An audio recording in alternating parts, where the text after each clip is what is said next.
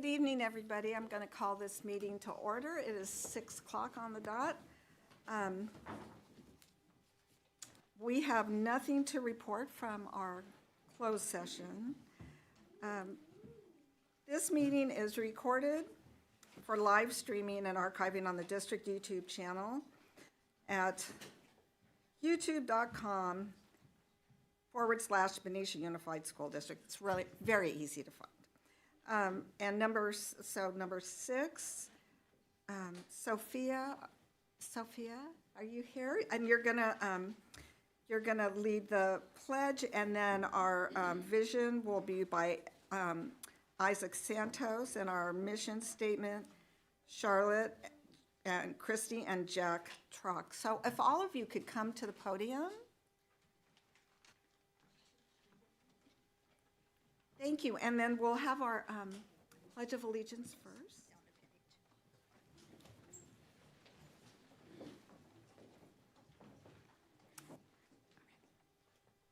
I pledge allegiance to the flag of the United States of America and to the republic for which it stands, one nation, under God, indivisible, with liberty and justice for all.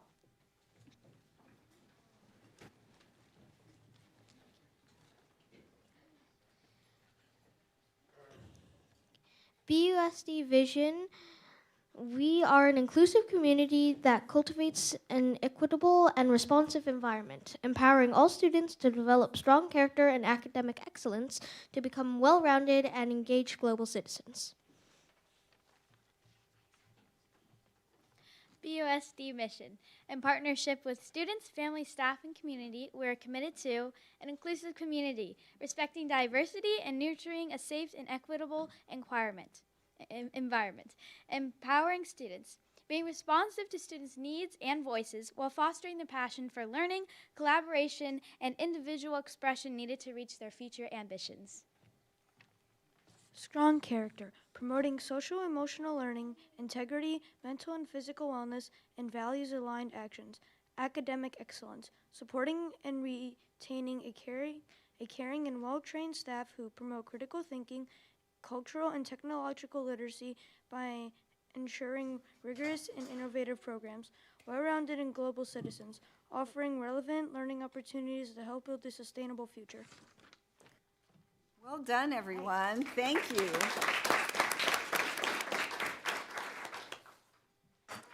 So we come to item number 7, approval of the agenda. Do I have a motion? I move that we approve the agenda as written. I'll second.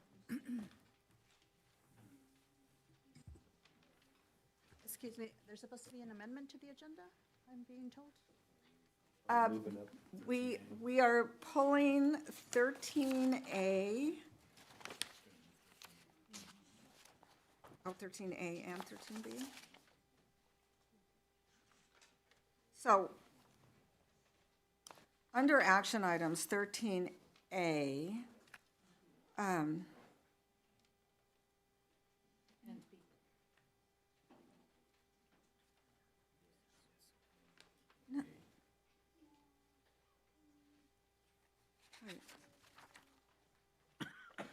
so 13A.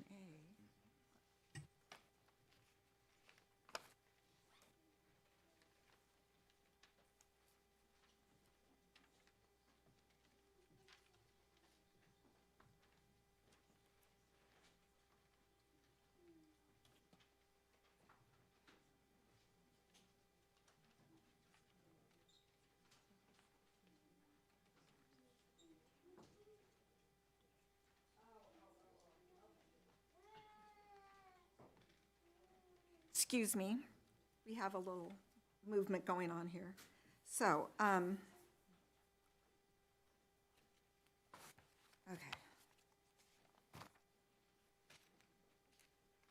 We are going to move 13A and 13B up in our agenda because there are families here, and we want to make sure that everybody gets home. And so we're just gonna move them up. So to to 12, before 12, or 12A, presentations.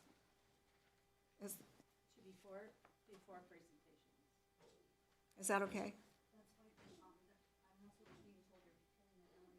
We are pulling an MOU, and that is, Pat, you want to chime in here? Yes, it's 13J. 13J.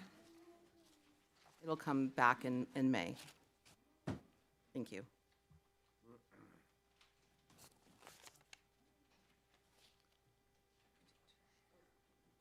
My mistake, that is not correct. It is 13K, the consideration and approval of memorandum of understanding with the Classified School Employees Association regarding layoff procedures. We're awaiting CSEA's approval, so that one needs to be. Okay, thank you, everybody, for your patience.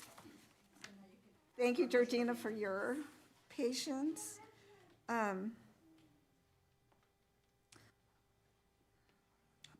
So we are at We got the approval of the agenda. Yeah. Do we have a motion? Well, don't you have to make the amendments first? Didn't we just do that?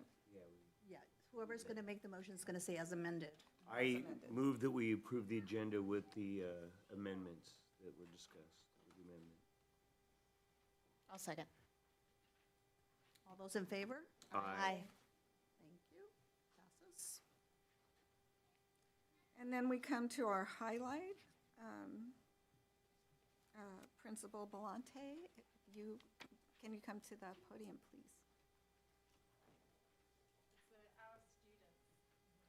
And of course.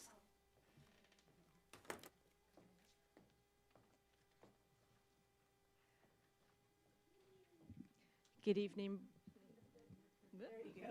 Good evening, board. We have 4 fabulous students from Joe Henderson Elementary, and they're going to tell you all about the different programs that we have at Joe Henderson. So I'm going to let them take it away. They've written their own paragraphs, and they're excited to share this with you. Next slide, please. Hi, my name is Sophia Arandia, and I'm going to be talking about the Henderson Harmonizers. Ran by Mr. Stamps, grades 2nd through 5th practice every Thursday and have lots of fun. We perform at a lot of performances like the opening day for softball. What I love about this program is how I get to hear everybody's beautiful singing voices and meet new people. I'm so grateful to be part of this great singing group. Thank you for listening. And next slide, please. Hello, my name is Charlie Christie. Today I'll speak about JHE Student Council. Run by Mrs. Anderson, this program gives us a chance to lead the school spirit. It also lets us recognize good behavior. I love this, and kids following, the younger kids following the 3 Bs. I love this program because it gives me a sense of pride to lead announcements and be part of something meaningful. Next slide, please. I'd also like to tell you about JHE's talent show. The talent show is a fun activity that JHE has brought back this year. This gives students time to shine. Many of the kids at school have talents, but the upper grades will perform at the show. This fun experience gives tryouts, rehearsals, and more. We're really part of the show business. As a participant myself, this speech gives me much joy. Thank you for your time. Next slide.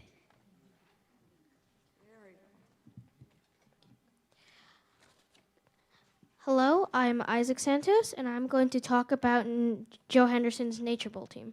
Nature Bowl is an activity run by Mr. Mertz. In it, you do nature-based challenges, skits, and learn about our natural world. It is a 12-week process on days after school on Wednesdays leading up to the competition day. It is important because it teaches students about nature and how to work together. I love that we do a skit in it and we have to make the props. Yesterday we went to the competition and had a lot of fun competing as a team. Next slide, please. I'm also going to talk about Joe Henderson Sorry Squad. Sorry Squad is run by our librarian, Miss Sorry. Sorry Squad is where 5th graders help in the library doing stuff like making the I Spy tank, putting up posters, doing puppet shows, and helping cleaning up. It is important because we get to help Miss Sari in the library, so it is always ready. I love that we are allowed to help in the library and help the school. It is a truly fun program. Next slide, please. Hi, my name is Jack Trock, and I'm going to talk about the Yearbook Squad. The Yearbook Squad is a group of kids led by Miss Hughes to help put the yearbook together. Shout out to Miss Hughes for putting half of the yearbook together. The Yearbook Squad gets together at recess usually, and what I love is that we get to help recap the year and help put together the yearbook. Next slide, please. I would also like to tell you about our spelling bee. Our upper grade students all had a chance to participate, and Hudson and Beckett represented our school at the Solano County Spelling Bee in March. We are so proud of them. Shout out to Mr. Stamps for coordinating this experience. Thank you for allowing us to share about our extracurricular programs.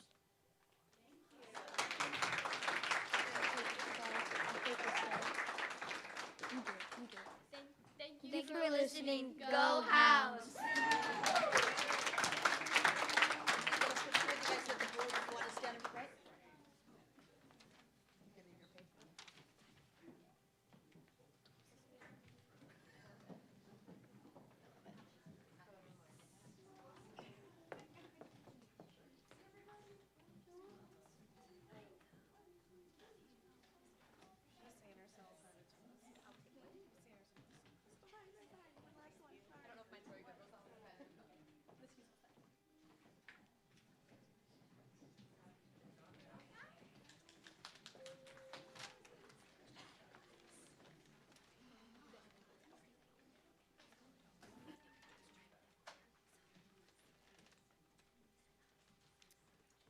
And now we come to our student reports.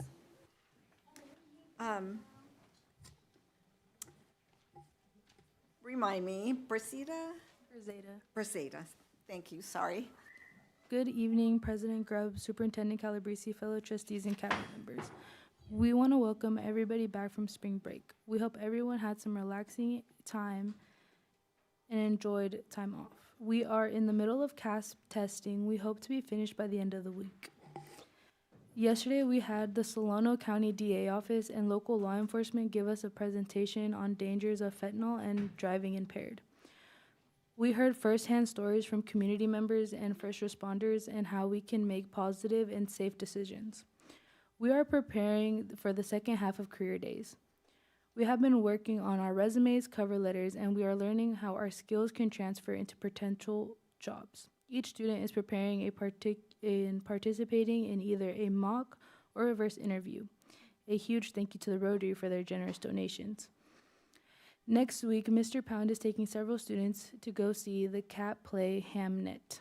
We are reading Shakespeare in class, and we hope this play depicts how events in Shakespeare's life influenced his writing. Finally, we want to give a shout out to BHS for putting on such a wonderful prom. In spite of the cold weather, several Liberty students have attended, and we had all a great time, and the decorations were beautiful, and the venue was great. Oh, excellent.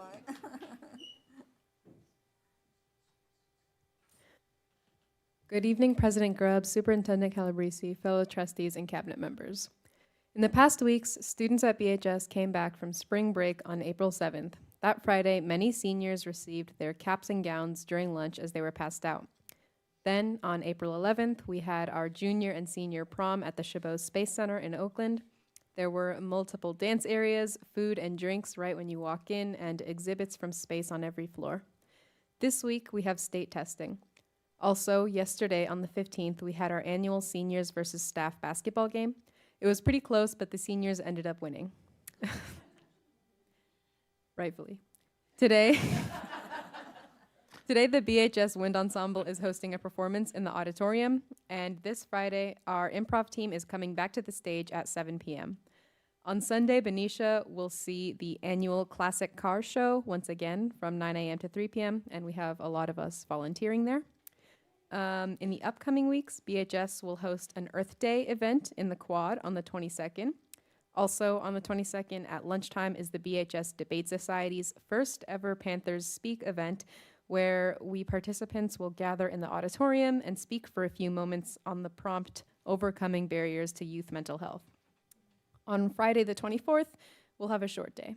On behalf of Benicia High School, thank you. If you ladies would like to head on for the rest of your evening, you're certainly welcome to do so.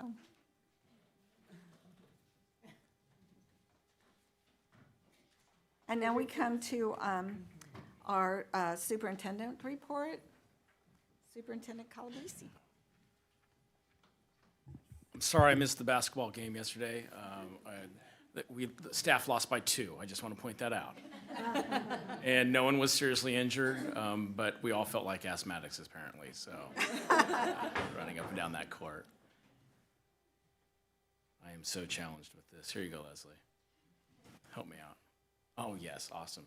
So yesterday we got to go to the Rotary, and I can't thank Rotary enough for all that they do for us, and I'm going to be talking to them a lot in this report. But yesterday we got to celebrate, here we are, Joe Henderson, Rebecca Schurrer as an ISP teacher. She does an amazing job. And so I shouldn't totally give myself away. Later you're going to see pictures of me being at Joe Henderson and getting to teach. And Rebecca came out and supported me. She knows my skill sets and praised me, asked me how it was going, and then said, are you looking for your students? I said, I am. And she said, they're in the cafeteria, Mr. Calabrese.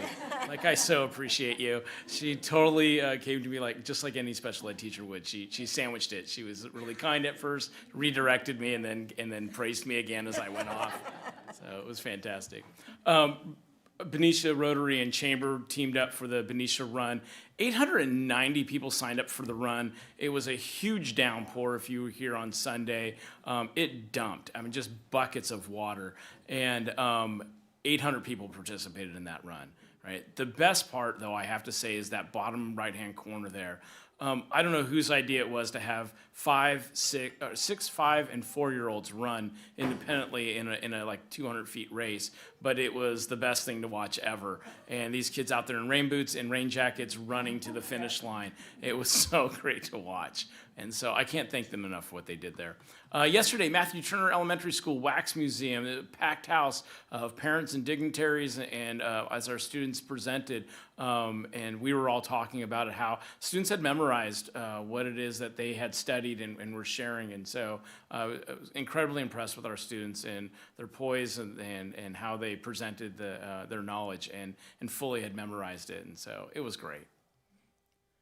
This is my classroom for the day. As some of you know, I raffled off, and that's my selfie, my eyeball selfie, like that, Karen. And so back in January at the PD day, I raffled off substituting for a day.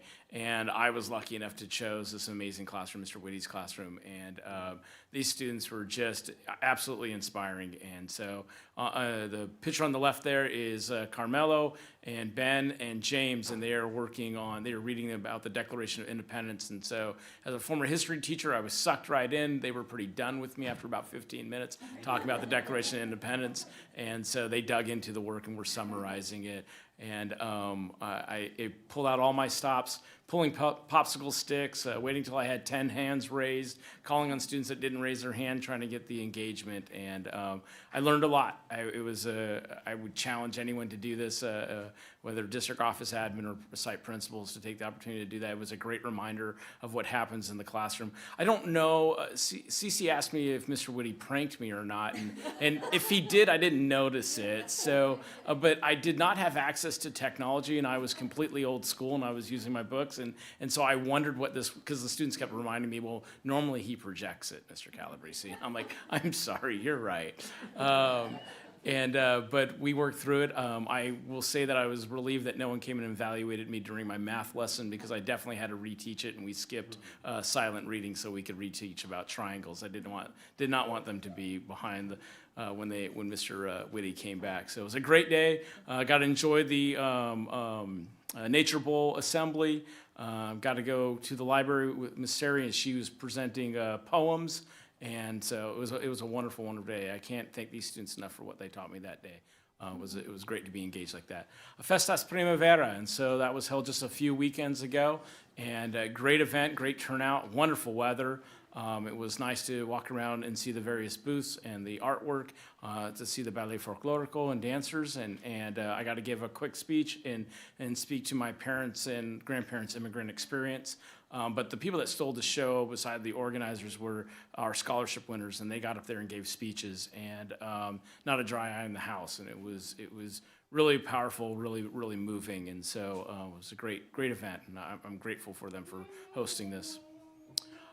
This is our softball and baseball field complex, and so we had a groundbreaking, and I can't, our contractor, boy, they just played right into me. I'm like a kid with Tonka toys, you know, and I don't know if you guys know this, but I operated backhoe to put myself through college. I was supposed to become an operating engineer, and thank goodness I went to summer camp and became a teacher instead. But it was a great day, and to see this this event. And so here we are breaking ground with the excavators in the background, and the entire city council was there. Our police chief was there and his lieutenants. And so it was a wonderful event, and one of many that we'll be hosting. You're getting crazy there with the... Oh, there we go. So anyways, one of many groundbreaking that we're going to have in this district. And I just want to remind folks, because often I get asked, why are you spending so much money on fields of our measure dollars and not classrooms? And this really is, the work that we're doing here is really so that we can, it's a Title IX issue, and so we can have equitability in our softball and baseball fields to remove the field off of Mary Farmer Elementary School, so then we can begin work at Mary Farmer, as we have work to do there. I've often said it from right here about walking through Mary Farmer, and I get flashbacks of the third grade. I can smell the paste and the Play-Doh. And so we have work to do in our schools to improve them, and I believe we have a district that's second to none, and I think we need to have facilities that are second to none also. And so this was a great day as a beginning of the work that we're doing. Okay, next slide. Thank you, Georgina. I just stumbled upon this. I know Tanya sent me the link and the dates that our farmers market was coming out, and so our food and nutrition program is hosting these farmers markets, going out to our sites, and so our students are learning about fresh fruit and vegetables. And so I don't remember the farmer's name, but he was talking to them about the various fruits and vegetables that he grows or has access to, and students were able to purchase them. They are each given a few dollars, and it's farmers market money. It's fake. And so, and they were able to go purchase one fruit and one vegetable. And I have to say, my little buddy from Mr. Christian Whitty's class wanted to buy me an orange. I thought that was very sweet of him. So instead of an apple for the teacher, he got me an orange. And so that was really cool. Okay, next slide. This is the National Honor Society, and they had an induction meeting. And the officers the officers in the National Honor Society completely run this. So these are students running this event. And I was honored to be a speaker there, and just so well attended, so well done. Cameron invited me, one of our students, and she's the president and our co-president, and they just did a fantastic job. I was in awe of them. I was teary-eyed as I listened to them about their commitment to their academic success. And the theater was filled, and so it was just a really inspiring day. Out at Matthew Turner Elementary School, later board, you're going to be voting on our two newest members of the Benicia School District, our new assistant superintendents. And one of the things that I do is I walked our candidates across campuses, and so I had taken the candidate out to Matthew Turner and just happened to stumble upon basically our electives program. And so we had an art teacher who comes in and teaches an art class. He's an artist, and so get to see them do their work there. And then our music program, and he had this giant rain stick that I've never seen in my life. It was huge, and the students were doing a little battle here musically, and it was fantastic. Supporting innovative practices. So I'm going to call Stephanie Rice up here, and we won. And so, Ms. Rice, I have the coin right here. If you want to speak to it. Oh, and Steve. All right, thank you, Mr. Good Phillips. evening. So myself, Director of Education Services, Steve Phillips, Director of Special Education, and Aaron Bieber, Coordinator in Special Education, attended the SIP, Supporting Innovative Practices Symposium, which is part of the requirements for the grant that we're partnering with. And to give you some background again, we started a partnership last year with SIP, we sought them out to really focus on the work of including all students with an emphasis on students in special education, and we were chosen by them. Some districts across California are told by the state that they have to partner with them due to not making certain marks, but we reached out to be proactive because this work is at the heart of what we do in our LCAP goals. And so we attended this symposium. It's from across the state of California, being able to partner with districts, and they were doing awards, and by our pleasant surprise, we were honored with the recognition of receiving the Challenge Token of Innovation. And as they were talking about us, Steve and I start looking at each other like, this can't be us, right? This is our first year. Right? And it was us. So go BUSD. They had so many wonderful things to say about the partnership. Some of the highlights they shared, and we wanted to bring back to you all, was being a first-year partner and stepping up to the challenge, hence Challenge Token, of system-wide inclusion work so all students can succeed by having an intentional focus on our students with disabilities, showing significant, impactful commitment.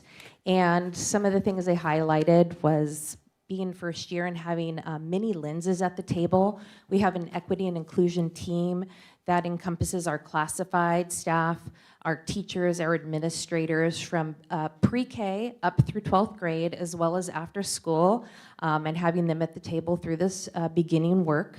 We have done learning walks, led by Mr. Phillips here, where we did the continuum of services from preschool through high school, all sites, and also emphasized our inclusion work that we're doing now so we could see where we are and where we need to go. And then they also highlighted our integrated services team, which encompasses ed services, special education, student services, and our early learning side of the house, led by Dr. Leslie Beatson, and we meet bi-weekly to review our LCAP goals, our 5-year professional learning plan, as well as put the needs of our students at the center so we have all lenses at the table. And it was an honor to hear that that work was noticed and was enough for us to be awarded this honor as BUSD being the Challenge Token receivers. So thank you for letting us share. Congratulations. I don't want to overtalk it, it's hard to follow that, but I was just going to say that it was thrilling to be among 300 different people who shared a lot of the same passion we did when we were down in Riverside, and so it's very contagious. And we also found out very quickly that the work we already are establishing under Dr. Beatson, when you think about our 5-year plan and such, aligned so tightly with the inclusion work that we're moving forward on. So there was a lot of moments of, oh yes, yes, we're working on that. Mm-hmm. Yes, that's the next step. So that was very rewarding too. Yeah. Thank you. Yeah, thank you. Congratulations. That's fabulous. So I just thought it was super important to accent that, and I could not deliver that as well as they could. So, and that concludes my superintendent report. Thank you. So we come to our board reports. I have a couple of things to say. I had the honor of going into Mr. Silva's history class at Benicia Middle School, and I was one of their Shark Tank panelists. And those, it was their history, and they were, it was the history class, and they were looking at inventions from ancient China and seeing how they could apply it, make it better in present day. So it was really interesting. It was really fun. The kids did a great job. Also, I had the honor of being on at the groundbreaking for Benicia High baseball and softball fields. It was great. There were all these huge machines, and it was 95 degrees out that day. And so, and we're out there, but that was really great. As Superintendent Calabrese said, the city was there, the police department were there, and a lot of city council members. It was really a great event, and we look forward to having some new baseball fields. Also, yesterday, I went to Matthew Turner and the fifth grade team's wax museum. And this is a really interesting event that they have. So the kids took an invention that they researched and spoke to. Most of the kids memorized everything. And it was so interesting to see. There were people, one person was talking about skateboards, and he was clearly a skateboarder. And it was so meaningful. There were a couple of ballerinas. There was a guitarist. And he could play something, I can't remember the name of the song that he's working on, but whenever someone was, when he wasn't vocalizing his presentation, he was down here practicing. I mean, very committed, very meaningful to the kids. So a big shout out to the fifth grade and their wax museum. It was fantastic. And I'm really looking forward to going to the farmer's market. Yes. And that's it for me. Anyone else? Yes. I have an update. We can go in order maybe down the line. So I was also able to attend the Wax Museum with Trustee Grubbs, and I think that one of my favorite, there were many favorites, one of my favorite presentations was on braces. I just got Invisalign, so it was especially interesting to me. I'm going to focus my comments on a couple of events this last month. The first is I was able to attend a meeting with Superintendent Calabrese, City Manager Mario Giuliani, and Mayor Young. This was just a meeting to touch base between the city and the school district. It was the first of many, I hope, that we'll have to try to discuss current issues and identify opportunities where we can partner. So thank you to Mario, Go Class of '96, and Mayor Young. It was a very positive meeting. I also attended the Valero CAP meeting. That's the Community Advisory Panel, and I wanted to bring back some information that I learned at this meeting. It was probably the final CAP meeting. We discussed an update on Valero operations and future plans. The first bit of news I want to share is about that release that happened a few weeks ago, the black substance that came out. We learned that the smell was very bad. I mean, we probably all smelled it, but fortunately it was tested. It was non-hazardous. It was mostly smoke, water, steam, and iron, which was some of the corrosive parts of the pipe that just came out, but it was determined to be non-hazardous. Valero is idling the plant. You'll see that the flares have stopped. They've stopped flaring. Operations are winding down. However, or I should say refining activity has stopped. But the state has asked Valero not to cease or dismantle operations quite yet. Valero is going to operate as a fuels terminal for a temporary period. And what that means is they will be storing gasoline in tanks. This is something that they have done continuously through operating anyway. There is far less product on site than in the past. We also talked about safety concerns, and I think that's going to be a continuing discussion, the main concern being a tank fire. We learned that tank fires are very rare. Unfortunately, I think we remember the tank fire that happened in Martinez recently. So there's a lot of concern. Valero sent 2 people out from San Antonio to speak with us, which I found very commendable, and they were able to answer a lot of our questions.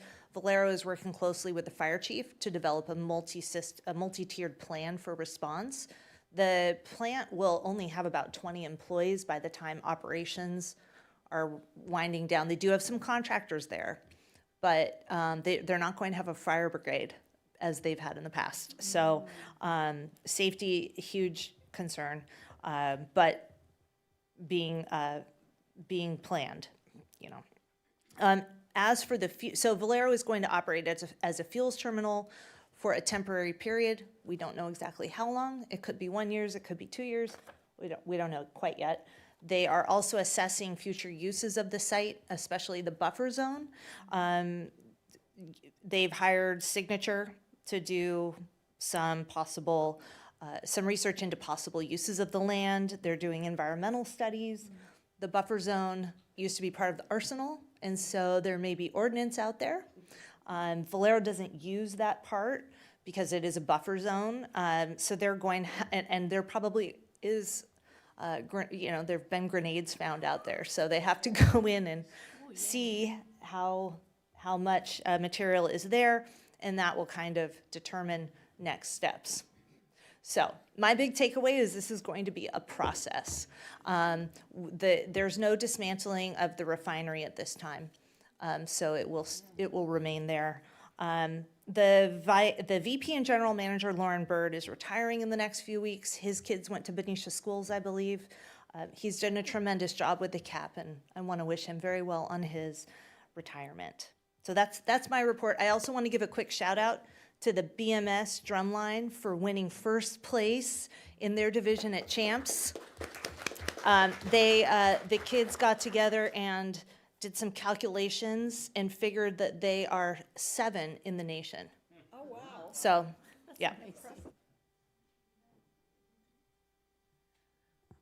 I won't be that long, I promise. You did a lot, no, you did a lot of stuff, and I appreciate everything that all of us do. I also attended the Fiestas Primavera. I volunteered at the kids' table where they were doing arts and crafts, and it just made me so happy. They were so excited. They were talking and sharing stories and talking to each other, talking to me, asking me questions, and their artwork was phenomenal. I mean, they just did such a good job. I really enjoyed that. And thanks again to the people that put this on.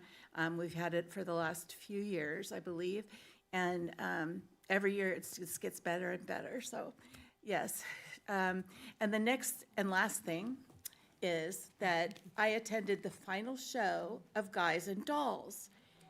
It was, I thought, so good.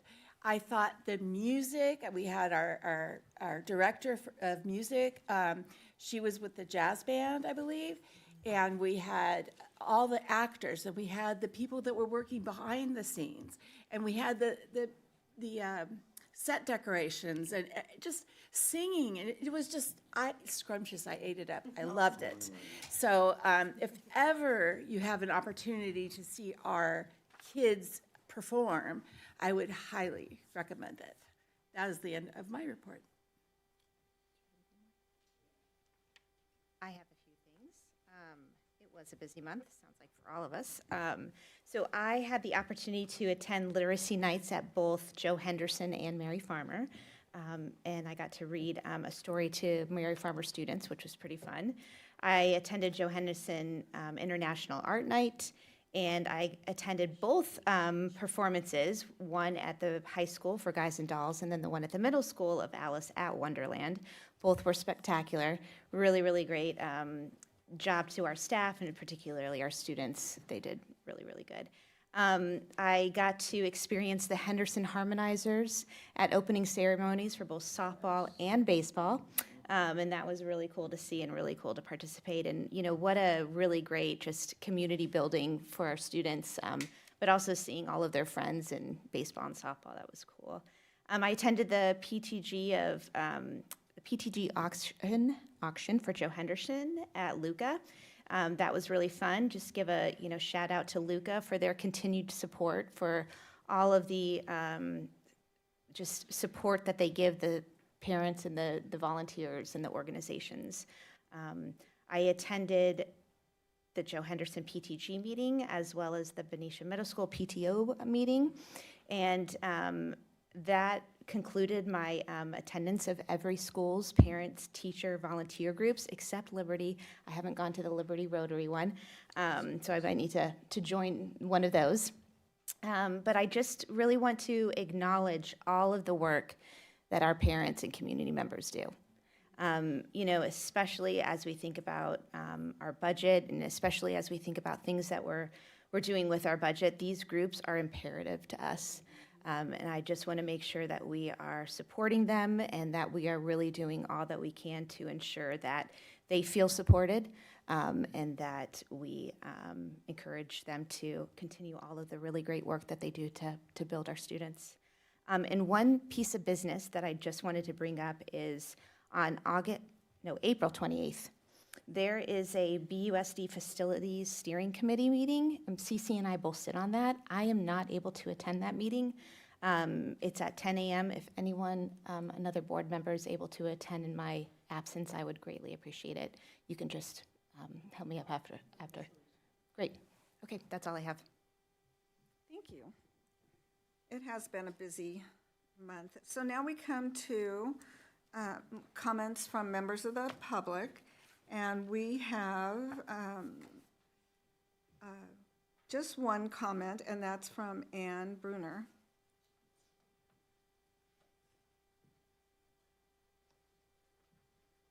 Oh, wait, I'm sorry. You can say that. Background information on these items is, I'm sorry, no, excuse me, I'm so sorry. Good evening, President, board members, superintendent. Thank you for your time tonight. My name is Ann Bruner. I'm a lifelong resident of Benicia with 2 children enrolled in district schools. I'm here to speak about school avoidance and the need for training in this area within our district. Across California, chronic absenteeism remains a significant issue. Recent statewide data shows that roughly 1 in 4 students, about 24%, are chronically absent, meaning they miss 10% or more of the school year. As you know, attendance is directly tied to school funding in California, impacting both students' outcomes and school resources. Even with recent improvements, this still represents a large number of students struggling to consistently access school. The question is why? For many students, this isn't about defiance. School avoidance is often rooted in anxiety, depression, sleep disorders, and other underlying challenges, along with school-related factors. These students want to succeed, but they are struggling to access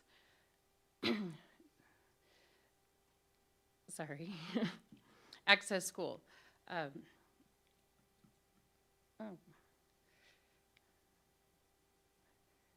But these students want to succeed, but are struggling to tolerate the school environment, When root causes aren't recognized, the system often defaults to compliance-based responses like SARB.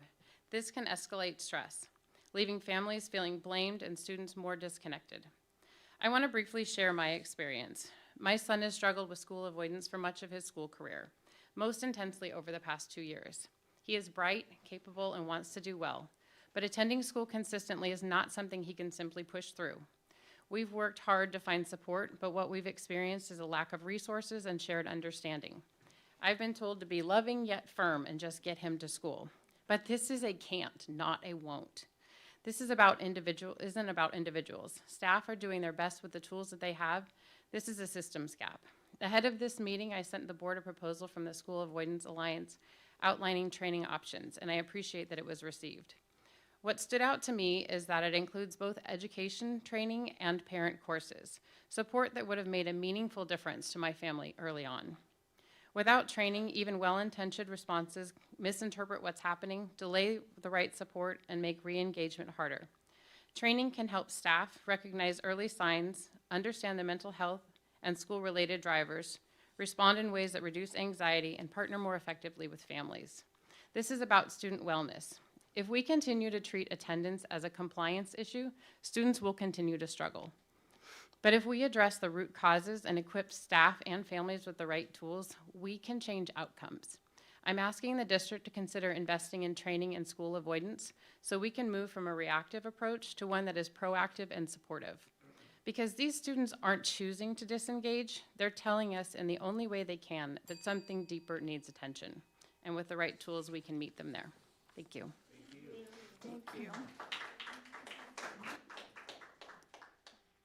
And now we come to item number 11. Background information on these items is provided to the board prior to the meeting. A common motion takes takes action without discussion on roll call votes unless discussion of items is requested by the board members. So, do I have a motion? I'll make a motion, or I'll move that we approve the consent calendar as written. I'll second. All right, this is a roll call vote. President Grubbs? Yes. Trustee Hirsch? Yes. Trustee Seda? Yes. Trustee Maselli? Yes. And Trustee Manassi? Yes. Thank you. And before we go on, I want to thank Valero for their very generous donation, to Benicia High School. It was an in-kind donation for goods and services for lab and auto shop supplies with an estimated amount of $1,678. So thank you very much, Valero. We do appreciate everything you've done for our schools. We have two resolutions that require a roll call. So now we come to item 11F. President Grubbs? Yes. We have two resolutions that require a roll call vote, so can we do those first? It's under the same motions. So it's going to be item I under the consent calendar. So approval of resolution number 25-26-39, declaration of obsolete library media materials, disposal request for Benicia Middle School. President Grubbs? Yes. Trustee Hirsch? Yes. Trustee Seda? Yes. Trustee Maselli? Yes. And Trustee Manassi? Yes. Thank you. And then we come to 13J, approval of resolution number 25-26-40, declaration of obsolete property for the Benicia High School. President Grubbs? Yes. Trustee Hirsch? Yes. Trustee Seda? Yes. Trustee Maselli? Yes. And Trustee Manassi? Yes. Thank you. And this is where we're going to deviate from our printed agenda. And we're going to go to 13A before we go through 12. And that is consideration and approval of the appointment of and contract agreement of the Assistant Superintendent of Educational Services. And that would be Superintendent Calabrese.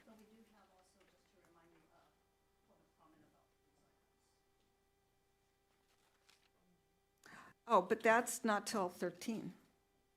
Yeah, we're moving on. No, I'm just moving 13A and 13B. Okay. Okay. So Sue Wing.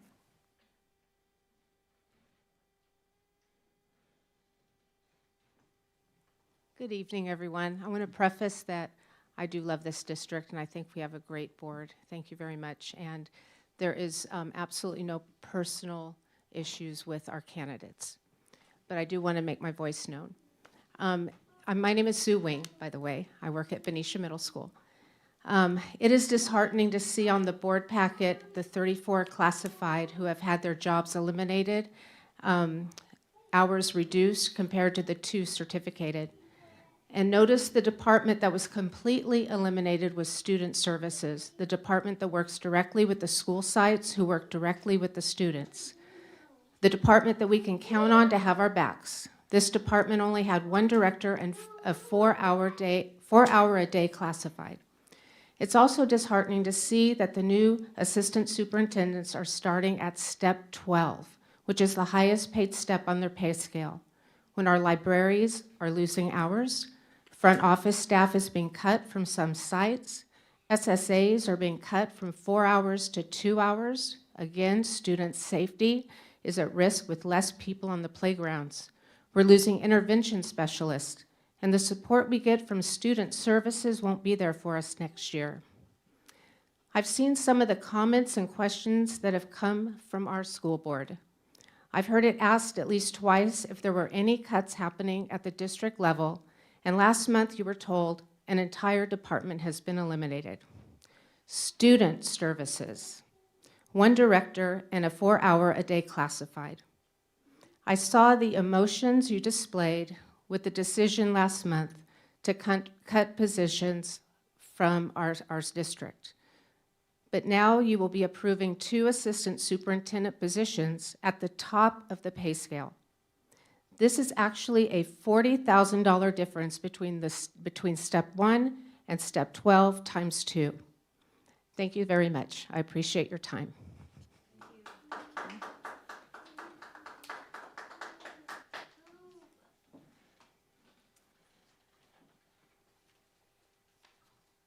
So, Superintendent Calabrese. Yeah, good evening, everybody. So tonight is exciting as you know. I want to accent the point that it is difficult to fill Dr. Leslie Beatson's shoes, right? And so I don't want the night to go away as you heard Stephanie and Steve talk about the leadership and the work that she's provided. And I will miss our evening chats in her office without a doubt. And we do now have a new retreat center in Vermont that the BUSD staff will be visiting as Leslie opens up her home to us. So I want to thank her, and we're going to be celebrating her in the coming months. But with that, I want to move into our interview process, and what we've done here is we bring our candidate forward. And so I want you to know that for Ed Services, we had 56 applicants. And so in that, we did a three-panel or 3 rounds of interviews. So first round, and then narrowed it down, and then did some reference checking, did a second round of interview, and then the third round is with me, and we go for a walk together. And so I really want to speak to that because I'm so confident in our schools and our school district that I took our candidate to the middle school. And, you know, you've got to be pretty bold superintendent to take a candidate to the middle school. And we spent about 45 minutes to an hour together walking around the campus and having a conversation. I got to know Catherine Acosta Verpruka. Oh my gosh, I've been practicing all day and I still biffed that. For Praskus. And so Catherine has 9 years as a site principal. She was a special ed teacher. She's got a background in student services, in supporting principals and being a coach and a leader, and a deep, deep background when it comes to ed services at the high school level, continuation schools, at the middle school, and at elementary school. And so tonight I bring before you Catherine Acosta for Praskus, there we go, for your approval and vote.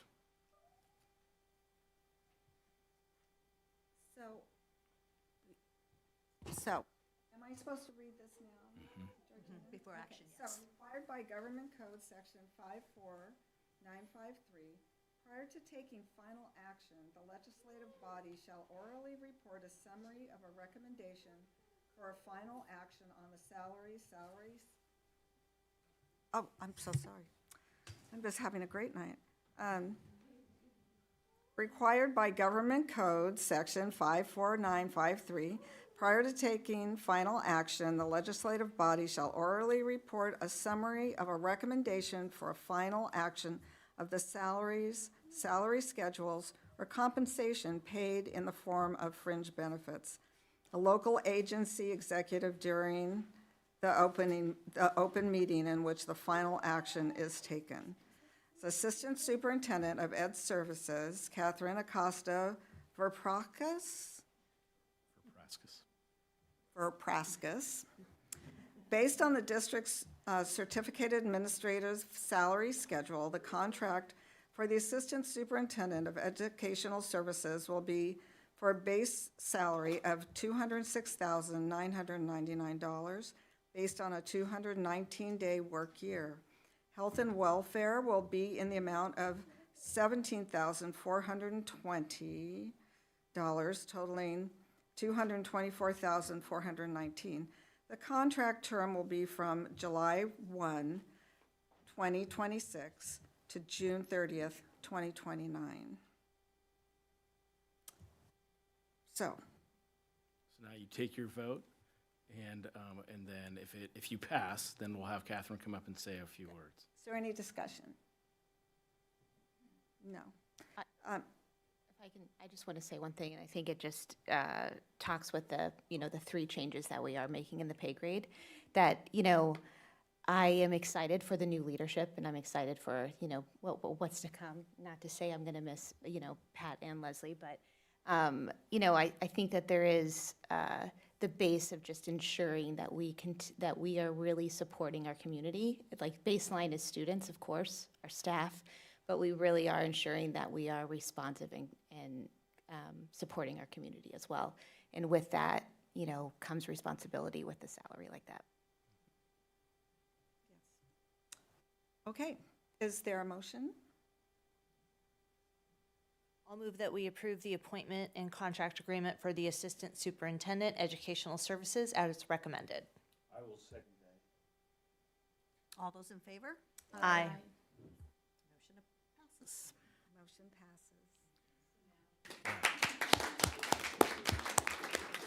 So with that, I'd like to bring Catherine up to the podium, and she can say a few words, and then also introduce her family and guests that are here to support her. Yes, thank you, and good evening, President Grubbs, our Clerk Hirsch, our members of the board, Superintendent Calabrese, and Benicia community. What an honor, and thank you for the trust of confidence. I have been getting to know the community, and what stands out to me is the strong sense of community.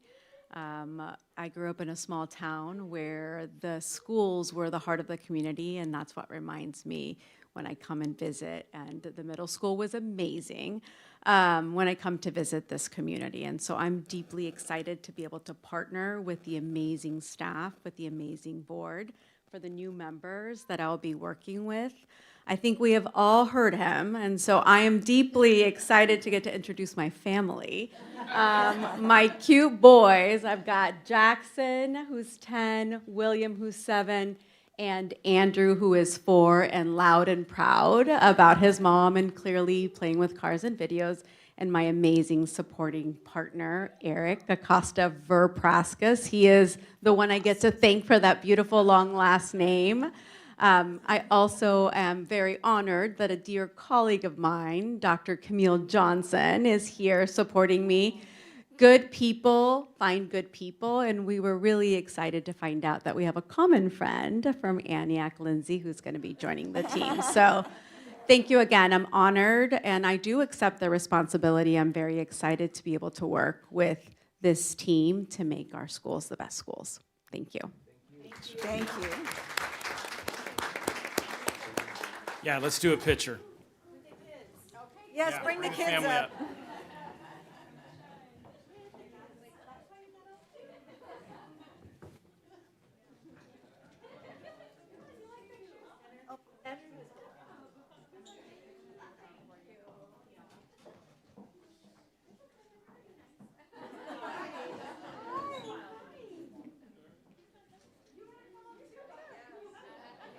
They're all looking a little shy.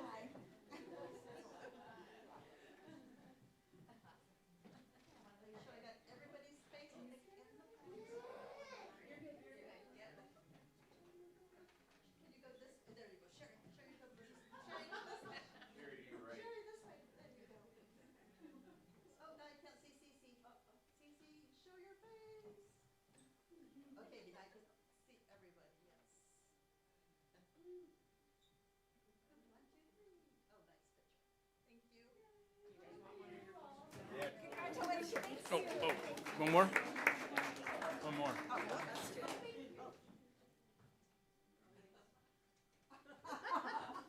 Good question. There we go.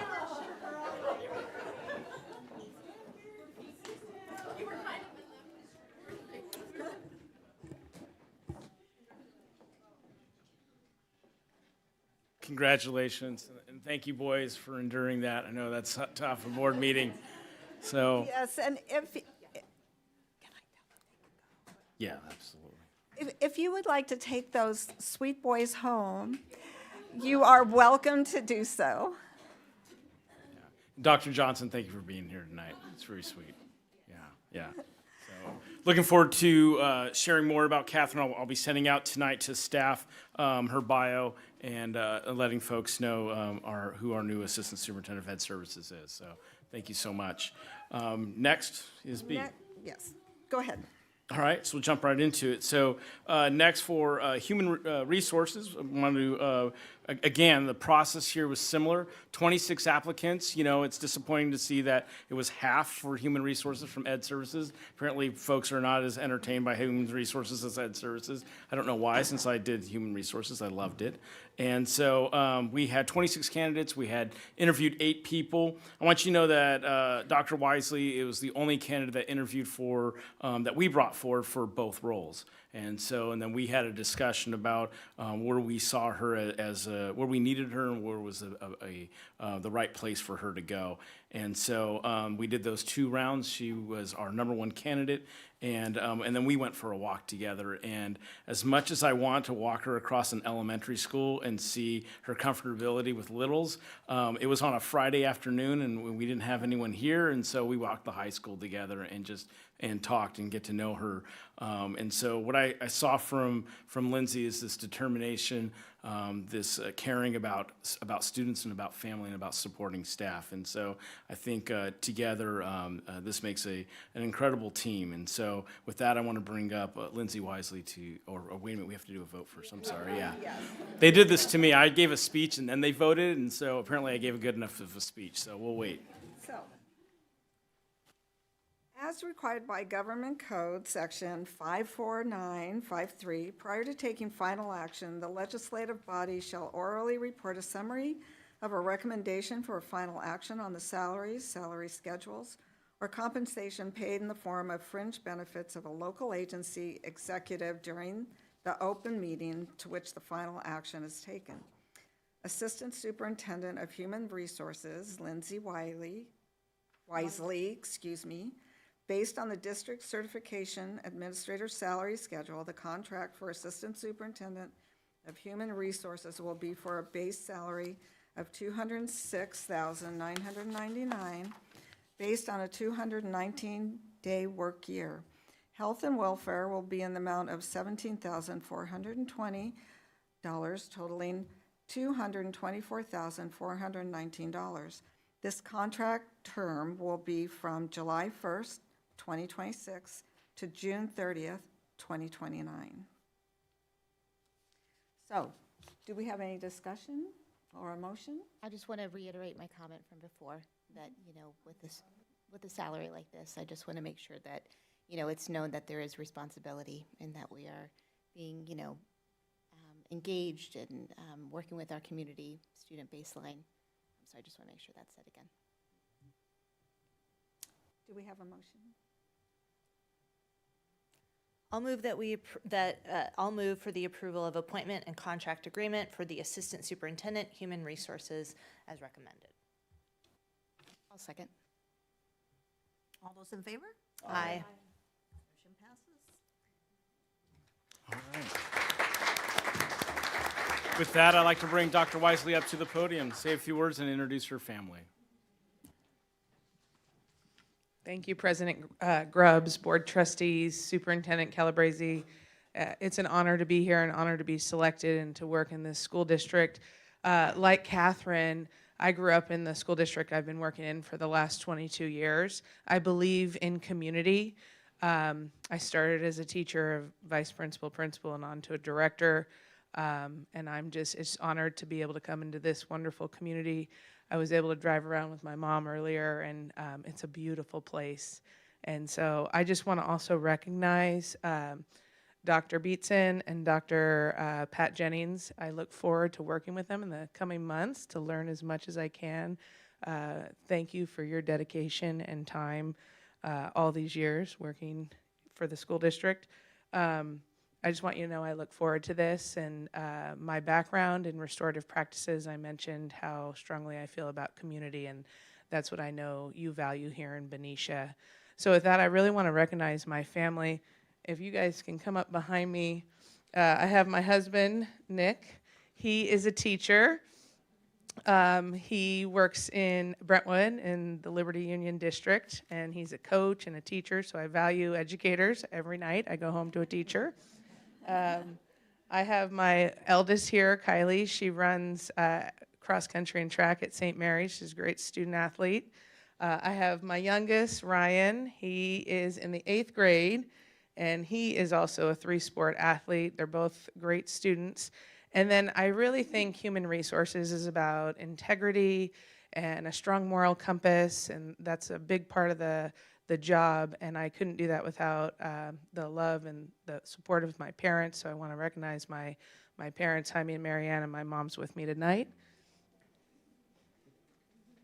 And you got to meet Dr. Johnson. She is a great HR associate superintendent in the community I'm from, so I've learned from great people, and I look forward to bringing that here to Benicia. And I just thank you very much for having the confidence in me and selecting me for this position. So thank you so much.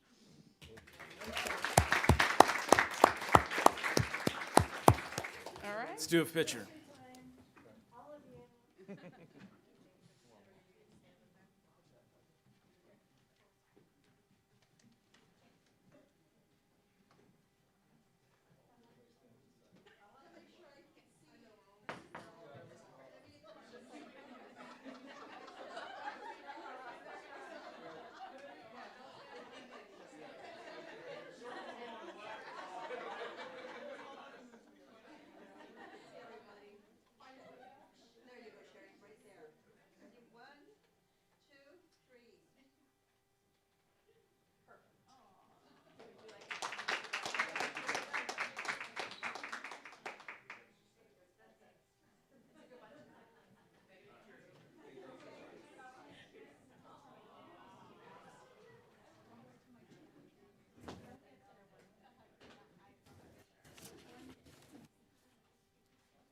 So now we're going to head back to item 12.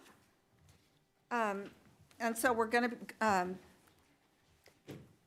and if you would like to take your sweet family home, you may certainly do so, or you can stay, whatever you prefer. Oh.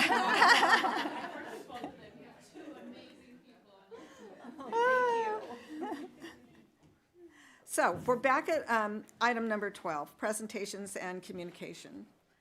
12A is the introduction and first reading of the recommended California School Board Board Policy 4113, Superintendent Calabrese. Yeah, this is establishing board policy for a committee on assignment. It ensures that elective course teaching assignment are made in their consistent, transparent, and legally compliant manner. This is something that comes through the board every year about this time. And so as we sometimes have teachers who are in the process of getting a credential, or we need to bring to the board because they don't have a credential in that area as it pertains to electives. And so that's what's before you tonight. Do you want to add to that? Yes, I would like to just add a little bit. This creates the committee on assignments, one teacher, one site administrator that will who will be identified, in May, and it does allow for us. This is only for elective courses, and it allows for that committee to evaluate whether or not someone has the qualifications to teach an elective course. And this only applies to elective courses where there is not an identified single subject credential required, like art or music. It's for those blended courses, such as the ones that have technology and engineering and those courses at the middle school. So that's specifically what this is for. Oh, so these courses are specific for the middle school? No, this policy allows for the creation of the committee on assignments for to determine whether a teacher has the experience or the qualifications to teach those courses. So there's sometimes where courses come up where we might have on our staff not someone who has a specific credential that might allow them to teach it. This committee on assignments would be able to determine based on, they've always taught X, Y, and Z. This course is very similar. Even though they don't hold a whatever credential, they are qualified to teach this course, especially for the Wheelworks classes that are kind of blended, where there's not a clear credential. We have to identify someone who has those qualifications. Thanks. Thank you. Any discussion? Is there a motion? No? Oh, this is the presentation. Okay. I'm having a great night. 12B, budget reinstatement priorities. Superintendent Calabrese. Yeah, Board, you asked me as we went through the budget reduction process to come back to you and talk about reinstatements and what are our priorities. And this is going to be one of several presentations that I'll be giving to you over the couple months. I don't want you to think that this is a final say. And what I want to do tonight is really just talk about process, right? Because we don't know how those monies will come back, and we don't know if those monies will come back. And so I kind of want to define that for us tonight, right, and talk about the process here and the priorities. So just a reminder, the governor's proposed budget took $5.6 billion, promised to schools under Prop 98, which was passed in 1996. I think it was, right, 1996. And so he calls it the settle up, We don't know what this settle up means. We don't know when it's going to happen. We don't know what that's going to look like. In addition, we are projecting a loss of 189 students in 26-27 school year because of Vallejo and their practice of approving no more than 1% of their inter-district transfers. And so we'll know more as we are beginning to get those numbers in the coming weeks. And we also know that the appeal process will be happening at the county for those denials also, right? The closing of Valero also impacts us, low birth rates, and then increased costs, right? Just to review those items. Thank you, Georgina. As we move forward, our priorities will remain grounded in what is best for students, and this is something I put in the newsletter, and I've talked to you before about prioritizing student needs, ensuring safe, supportive environments for both students and staff, protecting core instruction, maintaining strong classroom learning experiences, supporting the social and emotional well-being of our students, and balancing immediate needs with those long-term stability. Go to the next slide. So the different areas here, and I know the slide looks brief, but there's new ongoing money. If new ongoing money would come in, and remember the changes that we made to the budget were structural changes, right? We have a $68 million budget and we're spending more than the $68 million, right? And so we have to keep those pieces in mind. And so this would be if there was an increase in the general fund due to monies coming in from the state of California. And I don't want to get too onto my soapbox, as I often done when it comes to the budget. I got a call from a reporter yesterday. Poor guy got 30 minutes of an earful about me talking about the budget in the state of California. So he was so lost by the time I was done talking to him. I feel bad for Zach. But right now, what we're hearing from the governor's office is part of the problem is that the budget was based on projections of taxes and not, remember that the governor delayed the taxes for the the fires down in Southern California. And so those monies came in and the budget wasn't built on that, right? And so now they're going back and looking at that. But the state of California had a $15 billion shortfall, right? And AI is keeping us afloat right now, AI companies, right? And so there was an additional $5 billion that came in. And so there's this back and forth that's going on. And one of the things I said to the reporter and why I bring it up is that what's so unfortunate about this and how schools pay for it is that we have this March 15th deadline. And so we have to bring to you for a vote to make these budget reductions because in most cases it's people and people that are affected, right? And so in that, but had that date been June 15th and state budgets have been worked through, it would be less of an impact, right? And so that's part of the problem here. The other piece is new enrollment. Last year you saw that we had an influx of ninth graders, right? And nothing that we could have predicted, right? And part of that we believe is because the cost of private schools, and I also believe it's because of the programs that we have at our high school, right? Folks come back to us because of our sports programs, because of our music program, because of drama, right? And so we also saw some students that left online programs and came back to us. And so we saw influx. And we hope that that will continue, but we don't know that. In often cases, they're enrolling the week before the week school starts, right? And then there's the one-time dollars. We know that this cycle of one-time dollars is going to continue to happen in the state of California. I don't foresee that changing after Governor Newsom leaves office and a new governor is elected. I think that will be the cycle that we're going to continue to see for a while. And so what happens, as you know, is those one-time dollars, you are now hiring people and then you're laying off March 15th, right? And what's really, really difficult is certainly you can use those one-time dollars for professional development, right? Teacher instruction, depending if it's restricted or not, right? And so, but the problem is it is often restricted. And then the other issue of it is that if it goes towards mental health, which is wonderful, it's often people, right? That's what's going to make the biggest difference for kids when it comes to mental health. But then we're in that cycle again of the layoff notices, right? And so it's being really transparent, but it's disheartening. Right? It's disheartening as a community, it's disheartening to staff, it's disheartening to parents as they fall in love with a program and then we have to dismantle it. And one of the things I said to the reporter last night is we're in this cycle constantly in the state of California where we build up and then we dismantle and we never get to build back up to the point that we once were. We always are a little bit more behind each year and it keeps chipping away. And there was a time in this state where Prop $98 was the base and we built above that, and now it is the ceiling. And that is the problem with our budget in the state of California. So I'm not running for governor. I'm the proud superintendent of Benicia School District, but there's my soapbox when it comes to dollars in the state. So I just wanted to kind of remind you where we're at in that perspective. So as we go through this process, and if we see an increase in enrollment, if we see an increase from the governor's budget, and if when we know we're going to see one-time dollars, but we just don't know how they're restricted. My process here is I've already talked to our principals and district leaders and got some feedback from them about the immediate cuts that we have just made and what the impact is going to be. And my next step would be to continue to get that feedback probably in June as we see those changes, but also working with our union leaders and getting their feedback about what our priorities are. And then I want to bring this back to the Budget Advisory Committee that we've created and talk to them about what are our priorities as a district. And that could go both ways, right? We're likely to see the one-time dollars, but what if the declining enrollment is further than we expected, right? And what's going to happen with the numbers from the interdistrict transfers? And so being clear with everyone involved of that process, I think is incredibly important to me.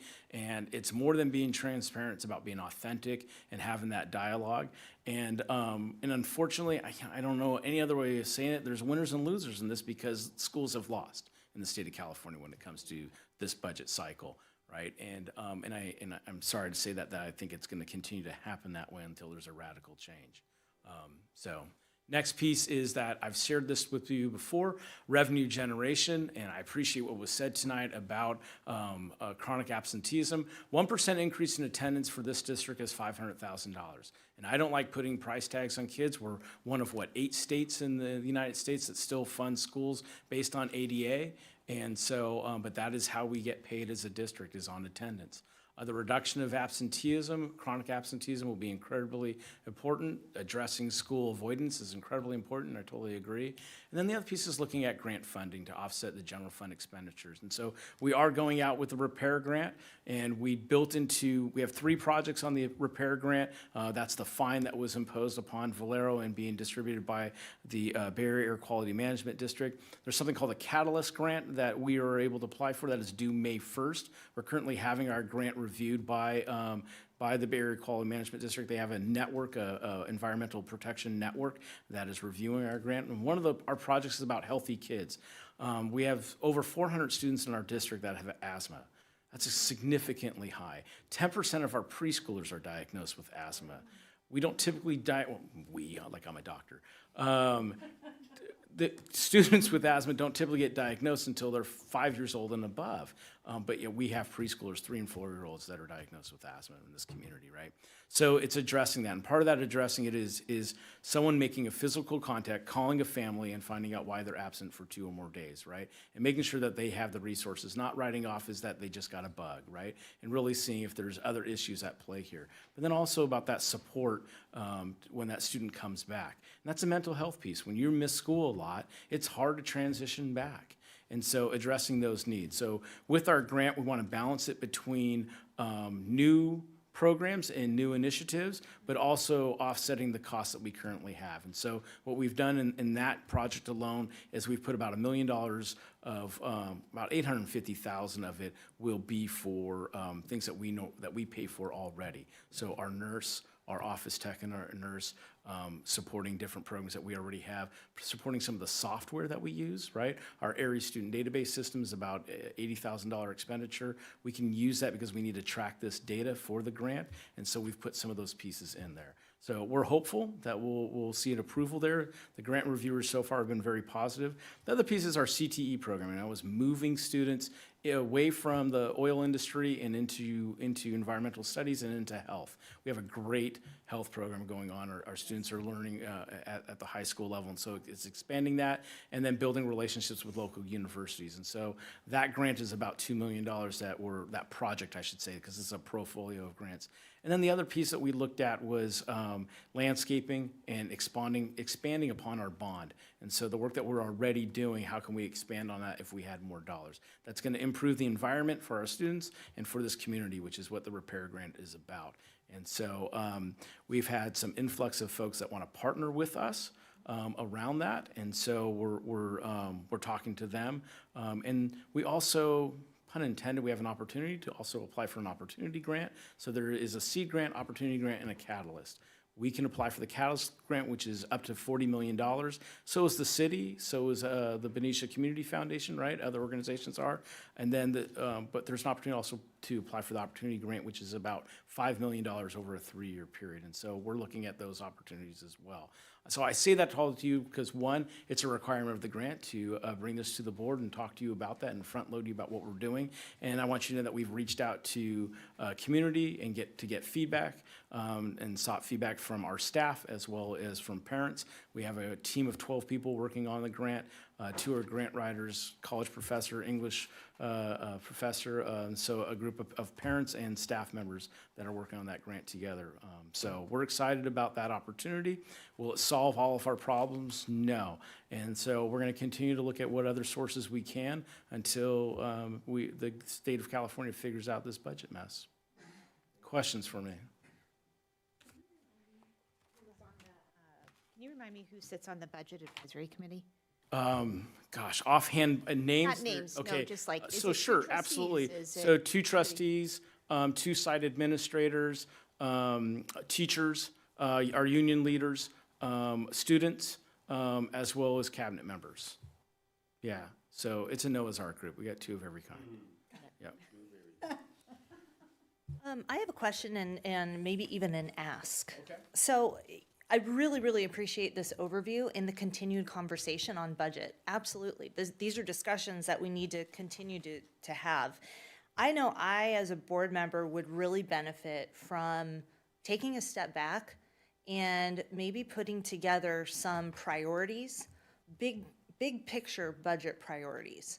I'll give you an example. I think in this district, at least from my perspective, we have really valued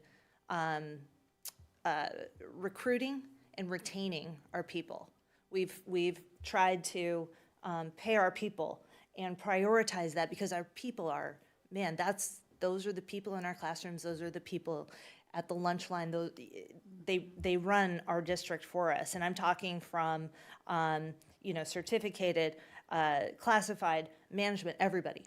I think we've placed a priority on that. And so going forward, as we have budget challenges, I know I would benefit from having a list of priorities. What are our priorities? And as we get, budget issues as they arise, rather than taking them just one by one without the broader context, then we can align the question that we have to deal with a broader priority. I feel like we need a framework in a way, and I think that all of it it's just the state of things. The budget stuff happens quick. We haven't had that opportunity. But I'm thinking even like our strategic plan, how we put that together, like having a budget plan. What are our priorities? Where do we want to put where do we want to focus our funds? Because we have a budget, right? But as we have questions about where we need to make reductions, as we have questions about where to allocate funds, what are the priorities that we're basing those decisions on? And that's not an easy thing to do, but I feel like we would all benefit from a framework, and maybe we prepare one in a study session, maybe in conjunction, definitely in conjunction with the community, through budget committees, what have you. But I'm talking, let's take a step back, let's identify what are our priorities as we look over the next 5 to even 10 years, because I think I don't want to be the downer, but I think that Benicia, we're in a transition, and it's not going to, things won't be better overnight. We're going to have several years where we're going to have these budget discussions, probably at every meeting. So what are our overall priorities? Yeah, I think it's an excellent idea. I think it lends itself to what I've just presented to you about priorities, about what's a framework here. It also lends itself to our budget advisory committee, the LCAP process, right, LCFF process. And so, yeah, I think a board study would be a great idea. And unfortunately, it will have to go both ways, right? About if there's further cuts, what does that look like? And then as monies come in, right? I'm meeting with Signature Homes in 2 weeks. And so what an interesting discussion is they talk about the buffer zone, and you just told me there's grenades out there, so now I'm a little bit nervous. But There are. There have been for. And ask Signature Homes what happens if there's a lot of grenades out there. Who cleans that up? These are all issues that Absolutely. big. Yeah. So one of the challenges, one of the things that I'm going to ask of them is when they get serious about that development is to pay for a demographer study, right? So and what I'm getting at here is we have these two, and I said this to you on August 13th. For this district, we have some financial decisions to make, and we have some burdens that are on us, right?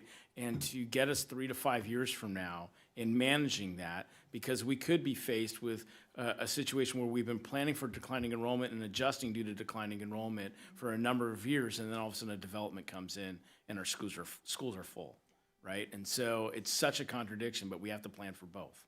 And so I think it would be important to have a board study and to really talk that through. And I know that in one of our budget committee sessions, you did this, where you put up on the screen all of these different categories of priorities. And it was really hard to identify, like, which one should we prioritize? But just seeing those up on a screen is really helpful. So maybe we can build on that. Yeah. We also put up what's mandated of us, right? And we kept listing off all these things that are mandated from us, right, from the state of California. And those all have costs, right? They don't get funded. And so, yeah, we can do that, absolutely. Okay. So now we're going to go back to 13, to action items.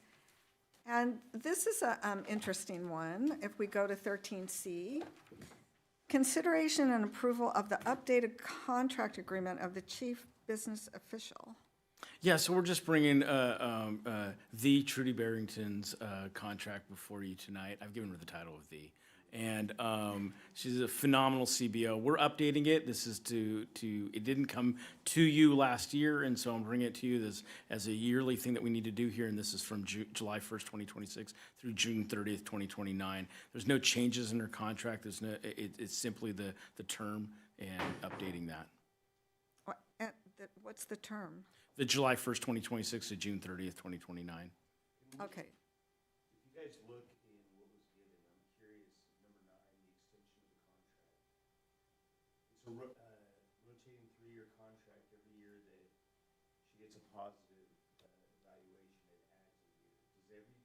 Do all cabinet members have that in their contract currently? That's correct, right, Pat? That's pretty. Yes, that is correct. What's the concept behind that? Well, one, the 3-year, That adds a year every year that you get, so it's not just 3 years. it's adding the year. Every year. You get every, yeah.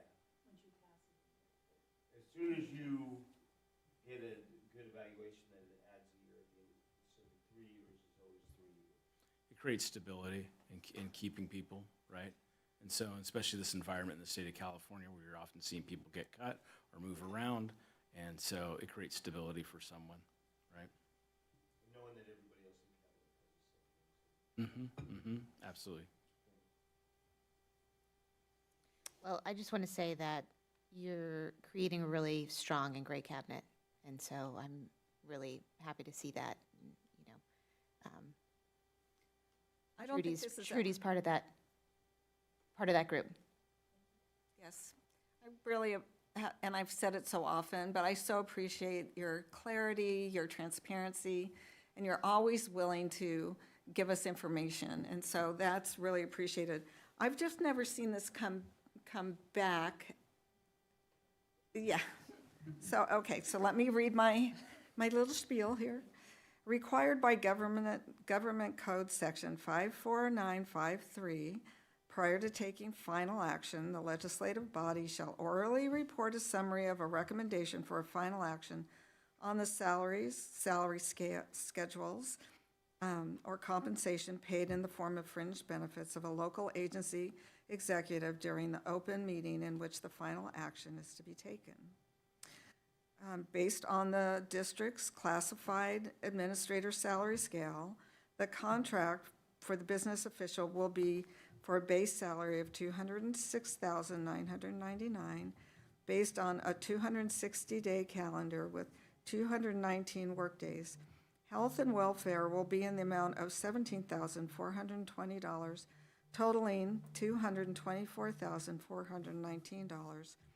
The only update to this contract term from July 1, 2025 to June 30th, 2027 to July 1st, 2026 to June 30th, 2029. Did you want to say something, Sharon? No, we're just trying to figure out. Oh. Okay, so, do we have a motion? I move that we approve the contractual agreement for the chief business official as recommended. I will second. All those in favor? Aye. Motion passes. And now we come to 13D, consideration and approval of recommended revisions to January 2026, June 2026, and June 2026 to December 2027 regular board meeting calendars. Superintendent Calabrese. Yeah, you know, I've only been here 7 months, and this is the only third change to the governing calendar. So I want to promise you that I will not be making any more changes in the next 30 days, okay? So what we're doing here is, one is there was a conflict with the Benicia Middle School open house. And I want you to know that we worked with our principals this year to build next year's calendar and looked at the board, the governance calendar, and then established what our back-to-school nights are going to be in our open houses, so this conflict doesn't continue to happen to us. I also want you to know that I've told principals that if we are holding an event on the night of a school board meeting, that they need to call me. We need to discuss that and talk about why. Why would that be, right? Because it impacts all of us. I want to go to events. You want to go to events. It's important to us to support our students and families and community and our staff. And so, the May 2026, the canceling of the meeting and moving it to we're continuing to meet on the 21st, which was originally going to be a study session, but turning that into a board meeting. And so that's the first part. The second part has to do with back to school night and for our high school and for our continuation school. And so the problem there was that if we didn't change this date, then they would be meeting at the end of September, beginning of October. And at that point, it no longer feels like back to school night. And so we want to be able to do that. So that's why we're bringing this forward to you tonight. I think it's great. I just want to say that I think it's also helpful to have our community members be active at board meetings as well. Absolutely. Totally. Just to clarify, with the May 7th date, is that change going to affect any decisions that we need to make? I just want to make sure because I know we're towards the end of the year. You know, I ran that by cabinet to ensure that we'd be able to work through any issues there, and we believe we can. Okay. Is there a motion? I'll make a motion to approve the recommended revisions to the January 2026 to June 2026 and June 2026 to December 2027 regular board meeting calendars. I'll second that. All those in favor? Aye. Motion passes. And now we come to 13E, consideration and approval of the recommended California School Board Association board policies for the August 2025, November 2025, and June 2025, and September 2025 packet updates. Superintendent Calabrese. Yeah, so we're bringing these board policies forward for your consideration as they've been reviewed by our two members of our board here and by cabinet, and made the following recommendations that's attached. No, not yet. I was going to ask on those changes to our policies that, wait, what are we doing? 13E. 13. I'm right, okay. Some of them are highlighted, some of them are in red, some of them are in bold. And I'm just wondering, because we get them all the time, these policy changes, and is there a way to color code what this brings forward? Like, sometimes you don't know. You know, it would be nice to figure out a way. Like a red line? Yes. Of the change? Yes. No, yes. Thank you. Or highlighting the change? Yes, yeah, I would appreciate that anyway. Yeah, we can bring clarity to that process. I couldn't agree with you more, Sherry. But part of it is me learning how to use our system here, and part of it, I think, is different players prefer different colors, and so we can straighten that out, absolutely. Thank you. Yeah. And we come to 13F, consideration. Oh, we gotta vote on. Oh, Vote on that one. sorry. That's right. Sorry. I'll make Is there a motion? I move that we approve the recommended California School Board Association board policies for August 2025, November 2025, and miscellaneous June 2025 and September 2025 update packets. I'll second that. All those in favor? Aye. Motion passes. Okay, 13C. F, sorry. Consideration and possible approval for the contract award for the Benicia High School buildings, MN&O and Joe Henderson Elementary School primary building, roofing upgrades, and Roxanne Egan, you're already here. Good evening. Thank you. I am pleased to present to you our next bond facility improvement project for your consideration and possible approval. The scope of work consists of full roofing, gutter, and downspout replacements at Benicia High School, buildings MN&O and Joe Henderson, primary building including the office, A, B, and C wings. Roofing, the existing roofs are definitely past their lifetime, and these improvements will improve our learning spaces that we have. The projects were also a priority in our facilities master plan. The project was publicly bid.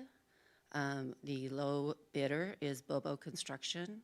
Staff recommendation is to award the bid to the low bidder, Bobo Construction, in the amount of $2,812,667. Is this the same roofing company that did Robert Semple? It is. Okay. They have a different sub. They also did the roofing at Matthew Turner a couple years ago. Yeah. And we're replacing, right? Yes. Great. Yes. Okay, well, let's make sure we stay on top of them. We don't have that trouble with that we did before.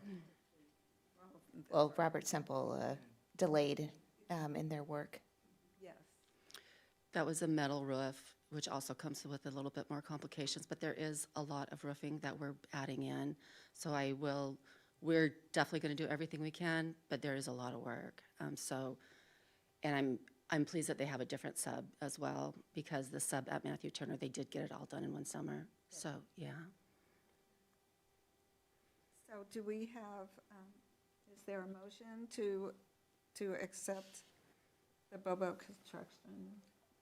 I'll move that we approve the contract award for the Benicia High School buildings MN&O and Joe Henderson Elementary School primary building roofing upgrades project. I will second that. All those in favor? Aye. Motion carries. And we are at 13G, consideration and approval of the annual report of the school facility general obligation bond, Measure S and Measure C, Citizens Bond Oversight Committee. And Roxanne and Trudy are up, Great. tag teaming. So in your packet, you have the full documents that were shared with the facilities, with the Citizens Bond Oversight Committee, that meeting that was held on February 3rd. The current projects in construction and upcoming were shared with the committee. There was a lot of excitement about the movement and the progress we're making in things in construction as well as planning. The expenditures report was received by the committee. Our next committee date is October 13th at 11 a.m. The recommended action is for the board to accept the 24-25 annual report as submitted by the CBOC. Ms. Barrington, anything? It was a great conversation, and what we did provide to the committee was not just the required 24-25 annual report that they then present back to you. I also presented them an update of where we're at currently in the 25-26 year, and we went through the active projects as well as the ones that have been completed. Thank you. I'm curious, last time we talked about the committee, we put out another call for committee members. Did we get more committee members? Yeah. Yeah, we did. And so as I came into the district, that process was just starting to happen. And so I wanted to get my feet wet first and do a COC meeting first. And so in looking at that, I have 2 candidates that I'll be moving forward and bringing to the board shortly, working to reach out to them. And so basically trying to bring balance to our board and making sure that we have representation throughout the community and as well as businesses, right, was part of our issue, right, and then an at-large position. And so, yes, we'll be moving forward with that shortly, probably the next board meeting. And did you appoint the chair and vice chair? Did I see that in the committee packet? Yeah, it's, the chair is Mark Hughes and vice chair is Diane. Thank you. They were both in those positions before, so we greatly appreciate Mark continuing as our Yes. You know, I've advocated for this before, so I just want to keep advocating that these meetings are done on a workday in the middle of the day. And so, you know, thinking through community involvement and thinking about the committee and who can join, who can't join, I just want to encourage to think, you know, outside of those types of hours and days. So I want to just bring that up. Yeah. That's all I have. So is there a motion? I will make a motion to approve the annual report of the School Facility General Obligation Bond, Measure S and Measure C Citizens Bond Oversight Committee. I'll second. Who was the second, Sherry? Amy? Oh, Amy. All those in favor? Aye. Motion carries. Thank you. Thank you. Thank you, Roxanne. So we come to 13H, consideration and approval, the initial Sunshine of California School Employee Association bargaining agreement by CSEA, chapter number 1096, and Benicia Unified School District proposal for the 2026-27 school year negotiations. Dr. Jennings. Good evening, President Grubbs, Board Trustees, Superintendent Calabrese, and the BUSD community. Prior to the start of negotiations, each year the district is required to sunshine the collective bargaining agreement articles that will be open for negotiations. CSEA would like to open Article 9, which is pay and allowances, Article 10, health and welfare benefits, Article 14, leaves, and Article 22, layoff and reemployment. The district would like to open Article 9, same as a CSEA, and Article 10, which are both pay and health and welfare benefits, as well as Article 13, which is hours and overtime, Articles 14, which is leaves, same as CSEA, and then Article 23, which is discipline, and Article 27, which is duration. We ask that you approve these reopeners for negotiations. Can I ask you a question? Sure. Okay, so I had a question on the term. We negotiate once a year, Yes. but then is that only certain portions of the contract, and then the full contract is every 3 years? How does that work? Okay, that's what I thought. It's similar. Both the CSEA and our Benicia Teachers Association have similar collective bargaining agreements that they're 3-year terms. Both of those 3-year terms are ending at the end of this school year. So we are opening up. So they'll say like, oh, the whole contract is open. So, but even with that, you still can select certain articles that you want to negotiate on, and you have to let them know which articles you are opening up that you want to look at. In the when it's not the whole contract open, then you're limited to the number of articles that you can open up. Typically, it's the pay, and like salary and benefits, and then health and welfare, right? So those are the 2 that are always going to be opened every single year. And then typically you can pick one other that's mutually agreed upon. Okay, that's helpful. Or 2 others, depending on what the contract language says. That thing, just for Yeah, background. yeah. Thanks. Okay, is there any more discussion? Is there a motion?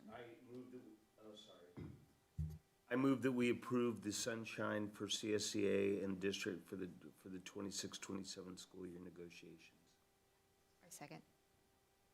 All those in favor? Aye. Motion carries. Okay, and it looks like Dr. Jennings, you're going to be up for a little bit. We are at 13I, consideration and approval of resolution number 25-26-41, final classified layoff resolution due to lack of work or funds for the 2026-2027 school year. Good evening again. The item before the board for approval is the final classified layoff resolution due to lack of work or funds for next school year. This one is different than the one that was sent before the board in March, in that it lists the names of the people who are impacted either because of position elimination or a reduction in hours. And this is a combination of both the layoffs from January and the layoffs in March. The layoffs in January were due, or December, sorry, were due to the one-time funds, and then the layoff in March were due to the structural deficit and the lack of funds to address our budget deficit. I just wanted to note that there were two names that were inadvertently left off the original agenda attachment that was posted last week. They were Brianna Schlottman and Joanne Fulqui, and those names have been added to the amended attachment that's on the board agenda now. Thank you for that. Is there any discussion, questions? There was a conversation that we were talking about, like reinstatement or, you know, putting them in terms of like, if we had the budget, we would bring these people back. How does that work with this? And is there a reason why we didn't state that on the document? So part of what I presented tonight is discussion about that reinstatement, right? As to whether or not funds come back, right? But are you referring to seniority lists and in the order in which those people would be brought back? No, so, you know, part of that discussion was, you know, like bringing back, for example, the hours for the librarians, like, you know, and then bringing back, you know, XYZ. So we had talked about that when we were making the last vote in terms of, yeah, what the possibilities were and how, I can't think of the right words, but like ranking them as a Priority. Right, and so Priority list, that's what I presented tonight, was that reinstatement, the beginning of that process, right? So this is, The beginning of the process. Exactly. We haven't come up with we haven't come up with a list yet. right, An orderly list. What he was saying earlier was that these are the things we're gonna look for, but we haven't made that list yet. And we really can't until we know where the money is, and et cetera, so. Well, and I'd also want to add that, you know, we do have some statutory deadlines that we have to meet, and we have to provide the final notification to our impacted employees before May 14th. So without a board meeting on May 7th, this list had to come today, and prior to the development of a priority list or how that would sort of roll out. So that's why it's before you today. So if we did reinstate hours to librarians, how would that work? Does that have to, do we have to do, like, is that okay? Can we do that, or does that have to come through a whole, like, We'd have to. There is a big board process. thing? Yeah, we'd have to agree to it here. absolutely, there'd have to be a process, right? And so Yeah. that's why I said this is one of a series of presentations to you, right? And so gathering feedback from our union leaders, gathering feedback from our budget advisory committee and from our principals about what are the needs and prioritizing. And so as I said to you, the looking at safety, looking at that core instruction, right, as being part of our guide. And so if we were to see a general fund increase, then we would prioritize. So we have that frame of priorities, right? And then based on that, we would look at. What's our frame of priorities? The frame of the priorities is establishing safety first, right? Is that, or core instruction, right? So those types of principles. But since we don't know what the one-time monies will look like one of the, just to give a quick, easy example is, right now, our ELL coordinator, right? That's a compliance issue with the state of California, right? We have to be able to do those types of things, right? And so, but we've eliminated our TOSAs, right? And so, if there was one-time monies that came back that could bring back an ELL coordinator, that would be something that we would look at as a compliance issue, and determine whether or not that's a priority here, right? And so that would be something that first I want to take to our leaders and then bring to you as a board as to establish that, right? right? And so the problem, and I don't mean, I'm not trying to be vague here, but the problem is I don't know what those one-time monies are gonna look like and what they will target and what they will not, right? Because once we do that, then we can make it, if there was an increase in the general fund money, then we can make a determination where those monies would go, right? Who determines, I know you said you would talk to people, teachers, staff, about this. Who determines what's first? And if there's a compliance issue regarding the ELL, are we not in compliance then? No, we're in compliance. Right now we are, Yes, absolutely. but it's not renewed for next year. No, what I'm getting at is that we have someone that oversees that program right now, and without a TOSA, that work falls to the Director of Ed Services and the Assistant Superintendent of Ed Services. Okay. Right? Okay. And so I think what Yanni was saying was that, and I'm just reiterating, is that you're saying that that line of potential people that are going to come back, and without listing them here, but there's nothing in there that states that at all, dependent upon if we get money, and there's a possibility that some of our employees that were pink slipped, right, will hopefully be able to get their job back. Am I misunderstanding something? No, I think, oh, go ahead, I'm sorry. No, go ahead, Mark. You're right, but I think what we need to talk about is doing this, like not putting it off. I mean, the ideal, by June 10th, we'll know what the budget looks like. So that's one piece. But we need to have those things in order, like you said. Like, you want to have a list of things if the budget comes out. You want to have a list of things if the restricted funding, because the restricted funding, you're going to have to direct it where it goes. Right. But we don't have that. We need to create that list, and we need to, I'd like to see it done before we leave in June, because we'll know the budget.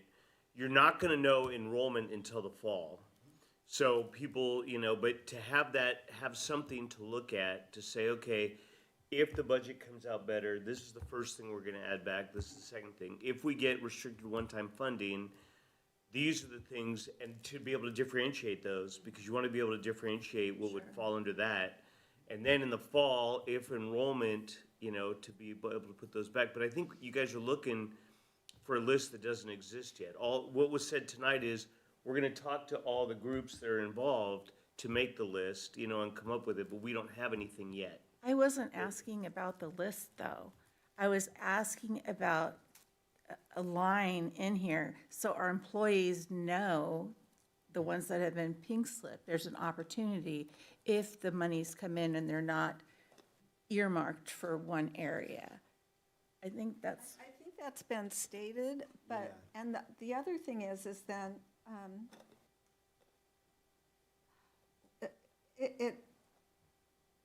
we can't really do that until we know what's going on. It has been stated, I think by all of us, that we want to bring our employees back.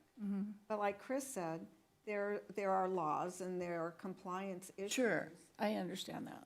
So I think what you're asking for is to state in the document that given financial increases, that we will bring people back. I think that's a problem. That we could, not will. We have stated that. But we have stated that, but That's right. I think putting that in a document, I don't know, could be.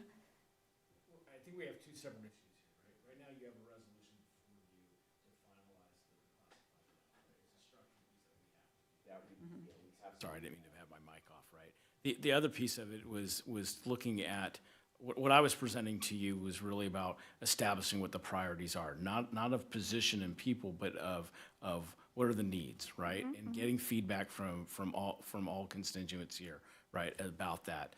And as I was saying, what I'm getting at is that the one-time monies, since they are restricted, we have to make those determinations first, because if we determine that, if we were saying now we're gonna bring back this group or this position, right? And then a one-time monies won't fill that, then that's part of our struggle, right? So that's what I was, Also, I do want to add that in the resolution, it says, employees listed in attachment A shall have reemployment rights pursuant to the California Education Code. Okay. I'm good. It's there. I'm good. I just want to reiterate that when we talked about this last time and we made cuts particularly to certain areas, the conversation was that we wanted to prioritize them to come back, and I don't feel like that's reflected in what you're proposing. I understand that, but I think that I mean, maybe not, but I think that there's ways that we can put in there that, like, there's conversations or that we are going to be doing that. That was what we voted on. That's what we talked about. I do think they're two separate things, okay? So the priority list was part of our direction and our motion. I mean, the priority list has to happen. This is not a no. Okay, What we so did last meeting. what we did last time was we added on the instruction to the district to please create a priority list for if the additional money becomes available, and that priority list has to be negotiated, how we would prioritize bringing people back. But we The- can't So until we know. So that has to happen. Yeah. That has to happen. This is separate, and it does reiterate that the employees have reemployment rights, because when you do this layoff, and you do bring back those positions, employees who have been laid off have rights under the ed code to come back into their positions. So they're two separate things. This is the finalization of the layoff decision. Separately, and this will have to happen, I think, as Chris mentioned, once we get more clarification on where this additional money is coming from, we need to have a list that's been, agreed upon, that this is how we're going to spend that additional money if it in fact comes in. And Mark is right. We need to have that ahead of time. Right. So that we're ready to roll. But we can't do it too soon because, as Chris said, there are compliance issues. So we can't jump ahead and then have to pull back. Right? And so this is just about the layoffs that we have that list. And this is the existing list for the layoffs. To reinstate people, that's a whole nother process. That's separate, but we will do that. So Yes, And the priority list will help govern that process. yes. So that we have some agreements about how that money is spent and where it goes, so that we can prioritize folks who have been subject to these layoffs. Got it. Okay. all right. The last piece I want to add to that is that we know we'll get the one-time monies. We don't know enrollment will increase or go down. We don't know if there'll be an increase to the general fund in the state because of that 5.4, 5.6 being pushed out and this settle up, right? We may not see that for another year, right? There's nothing holding the state legislature to issue out that money in a school year, right? And so the reality may be that I'm coming back to you with more cuts if the one-time monies doesn't fund things that, that depending on what the one-time monies will fund, right? And so I do want to be clear about that these two other variables here as it pertains to enrollment and the general fund. Do we know that it's going to be one-time monies? As far as the settle up is concerned, we don't know. We don't know Okay. what that's gonna look like. We don't know what we're gonna get, we don't know when we're gonna get it, and we don't know what restrictions, if any, that will be on it. But in the past, all we've seen is restrictions on it, right? And I don't wanna labor this more, but, like ELOP is a great example, right? Our Extended Learning Opportunities Program, right? That has money in it, right? The governor's gonna continue to fund that, but it's an after-school program, right? It doesn't fund what we're doing in the middle of our school day, right? So it's frustrating. Yes, understood. Oh, go ahead. I was just going to move that we approve Resolution 25-26-41, final classified layoff resolution due to lack of work and/or funds for the 26-27 school year. I'll second that. This is a roll call vote. President Grubbs? Yes. Trustee Hirsch? Yes. Trustee Seda? Yes. Trustee Maselli? Yes. And Trustee Manassi? No. Okay, now we come to 13J, consideration and approval of resolution number 25-26-42, final certificated layoff resolution due to lack of work and/or funds for the 2026-2027 school year. Dr. Jennings. Yes, good evening again. The item before the board for approval is the final certificated layoff resolution for next school year due to lack of work or lack of funds. Please note that one name was added that had been inadvertently left off the original attachment, which is Veronica Alcaraz, who was a school psychologist. We asked, so there are 3 names that are on this list, the 2 administrators and a school psychologist. Is there any discussion, a motion? I move that we approve resolution 25-26-42. I'll second. President Grubbs? Yes. Trustee Hirsch? Yes. Trustee Seda? Yes. Trustee Maselli? Yes.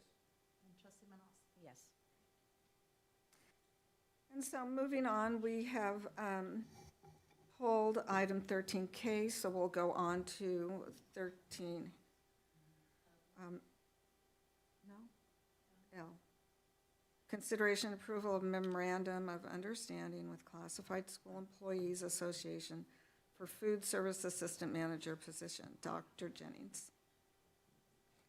Good evening again.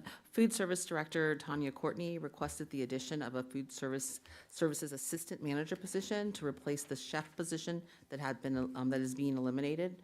The shift to more scratch-cooked food has created the need for more central kitchen floor management staff. Funding has been verified out of the cafeteria fund to cover the expenses of this position. In collaboration with CSEA, we have agreed to the scope of this position, and this MOU outlines that agreement. So we are asking for approval of this MOU. Any discussion, questions? What happens when these funds from the cafeteria fund run out? Does that go to the general fund? No. They're self-supporting. They can only spend it on food service. So if those funds run out, then that whole department gets, you never know. I've never seen it run There would out. have to be reductions brought, and Tanya is well aware that the program they have, Yeah. should universal meals end, will have to be relooked at.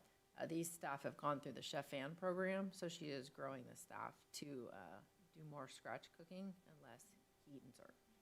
Thank you. Any more discussion? Okay, is there a motion? I move that we approve the food services assistant manager position. I'll second. All those in favor? Aye. Motion carries. Item 13M, consideration approval of memorandum of understanding with Classified School Employees Association for the wellness coach position. Dr. Jennings. Thank you again. This is a MOU with CSEA for the wellness coach position. We received a grant through the Solano County Office of Education to fund this position, and the scope laid out in it is represented of the requirements of the grant. And this MOU just sort of outlines that scope, and CSEA is in agreement to have this position.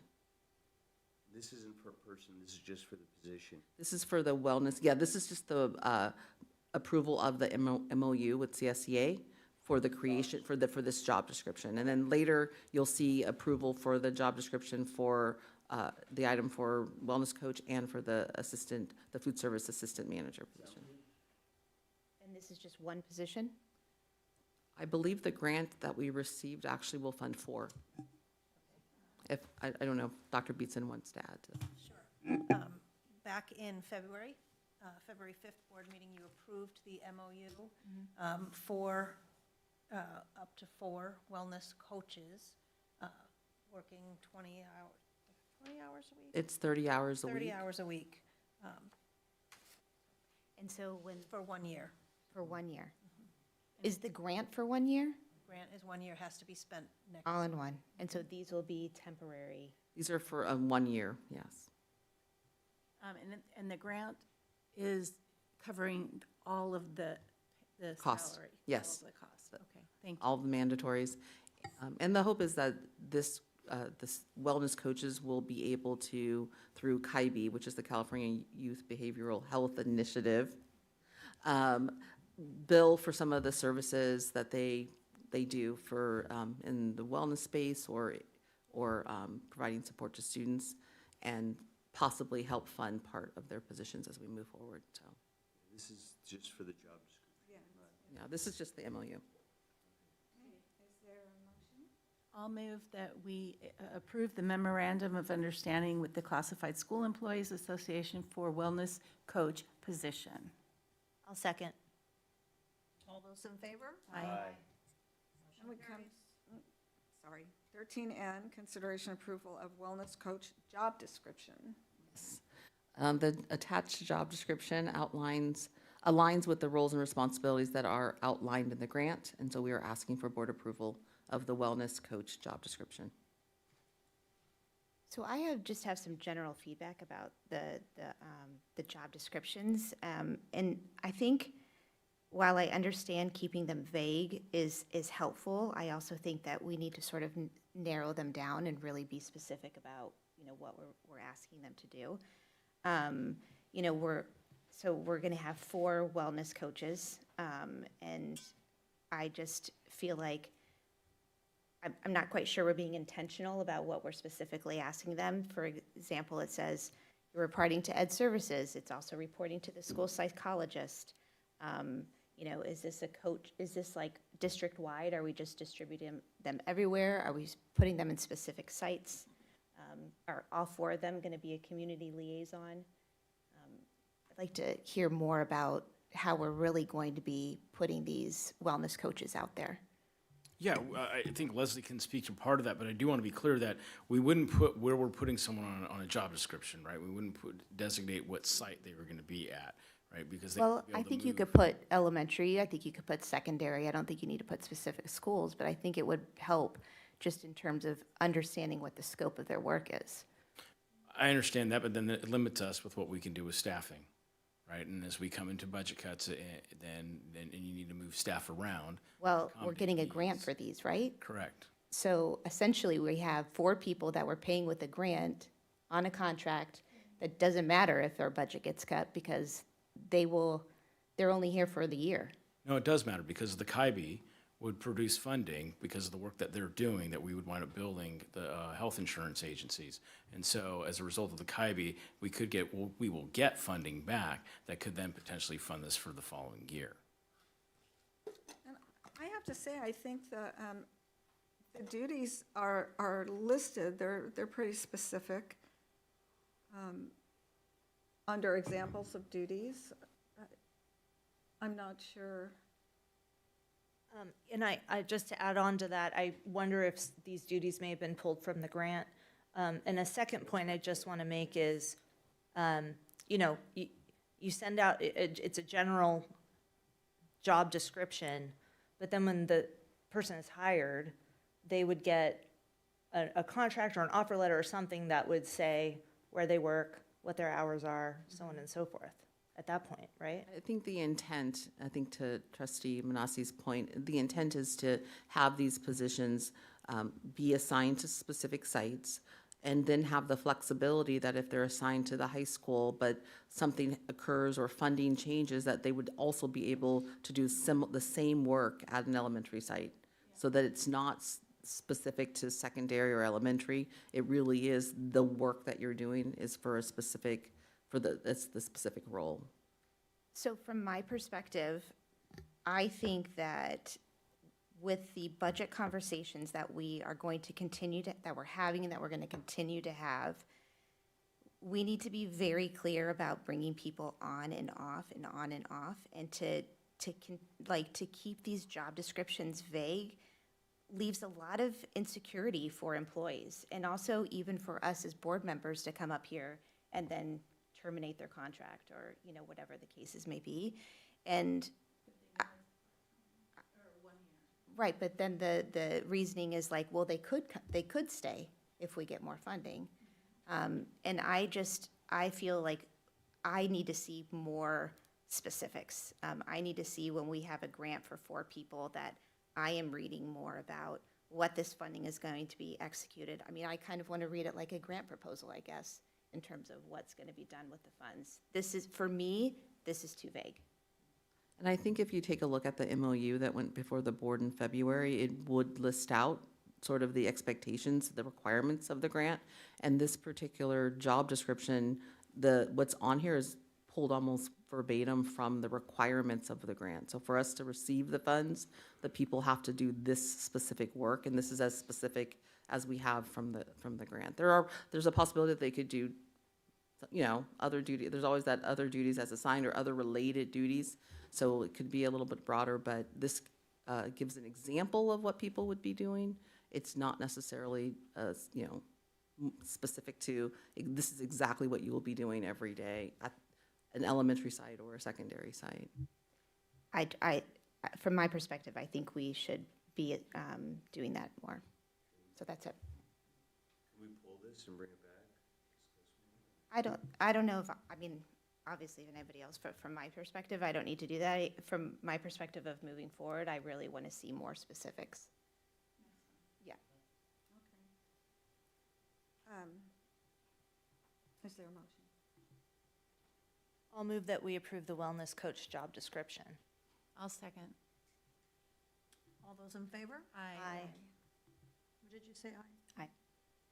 Motion carries. So we come to consideration and approval of food services assistant manager job. Dr. Jennings. Thank you, President Grubbs. This job description before you describes what the food services assistant manager will be doing in the central kitchen, and we are asking for the board approval for this job description. Any discussion? This one I think was much more specific, and I appreciated that. Okay. Is there a motion? I'll make a motion to approve the food services assistant manager job description. I will second. All those in favor? Aye. Motion carries. Okay. 13P, consideration and approval of the district athletics program manager job description. Dr. Thank you again. So this is a new position. You know, we are constantly working to find ways to better support the oversight and supervision of our athletics program in addition to the other responsibilities specifically at the secondary sites. So we are recommending the creation of a district athletics program manager position so that it would provide centralized leadership and coordination of our interscholastic athletics across our secondary school sites, so both the middle school and the high school. This position will ensure consistent oversight of athletics, including compliance with league rules, Title IX requirements, eligibility standards, and student safety protocols. It will also support site administrators by reducing administrative burdens related to scheduling, supervision, facilities, and program logistics. We're asking for the board approval of this district athletics program manager job description. One of the things you'll note is that it is a classified management position as opposed to a certificated management position. There are a couple of reasons why we chose to put it that way. One is we're hoping that it has like a broader pool of applicants because it doesn't require an administrative credential, although would be very helpful. It's written down as preferred, not required. And also, this position, because they don't evaluate certificated staff, then it can be a classified manager position. So Why does it have to be a management position? I'm just curious. this position, like all of our athletic directors in the sense in the past, they hire. They are they are evaluating coaches. They're supervising. It really needs to be a manager because they're also directing the work of others. But before they weren't admin, none of them had admin, they were just teachers. That is correct. Well, And I think in terms of being a manager and being responsible for the totality of the work, and we're putting people, or in the past have put people in the position of hiring, doing the hiring, recommendations for hiring for coaches and supervising staff. I mean, I think it really needs someone who's gonna manage it. So that was the thinking. And that job description was very clear. I was surprised that it was a classified yeah, I don't classified know. management position. I think that, you have certain people that might look at doing it, that are in teaching, And- that might not want to do it because it's classified. And It's certificated. and it's if classified management positions can be filled by certificated staff, they can still contribute to STIRS. They aren't required to switch to PERS, and they maintain their permanent status in their original bargaining, like in the original class that they were hired in. So if they're a certificated teacher and they apply for this position, they would maintain their seniority. Like, let's say they do this and like this is not working out, they would still maintain their right to a teaching position. What's the work year for this job? This is a 209. So the 209 workdays, and because it's classified management, it also includes 14 paid holidays. So the total calendar would be 223 days. Calendar 223. 3 days. 209 of which are work. Are work days, Like and what we discussed with the other yes. positions earlier. Yeah, and it's, with the way I see it is that it's similar to a vice principal position who also work 209 days. Right. And they'd be paid on the classified management Salary schedule. salary schedule. And you'll see in May, it'll come before you, to have that, if the position's approved, then we'll add that to the classified manager salary schedule. I'm curious, the classified management salary schedule, let's say someone like me, not that I'm doing, obviously I'm on the board, but I'm at the end of the teacher salary schedule. And if I was to take that job, my work year is 184 days. Going to 209 days with the step and column on the classified management schedule, would I be more or less staying at my daily rate, or would I be making less with the extra days than I'm making now? I'm curious about that, because that also depends on where on the salary schedule you fall. I think that individuals will have to do their own sort of calculations to see what their daily rate is currently whether they're a teacher or whatever position they hold, and then figure out, is this gonna be an increase? I mean, there are unfortunately many people who shift from teaching to administration and we quickly realize that they're working longer days and they are working more days, but their daily rate is not much more than it was when they were teaching, so.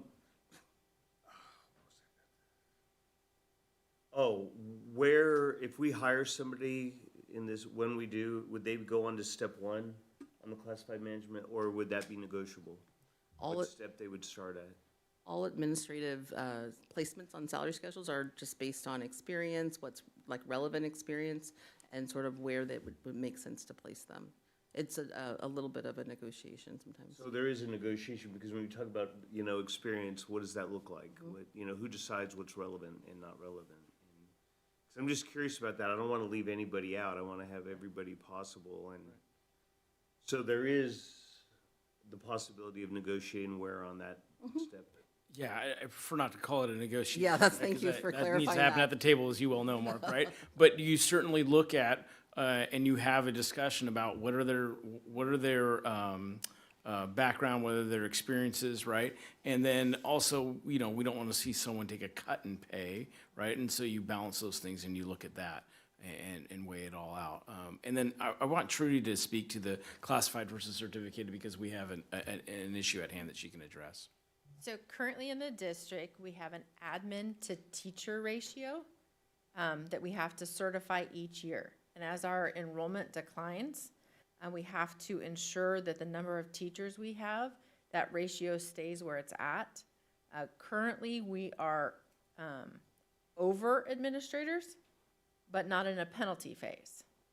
So by having it as classified, it won't count towards that.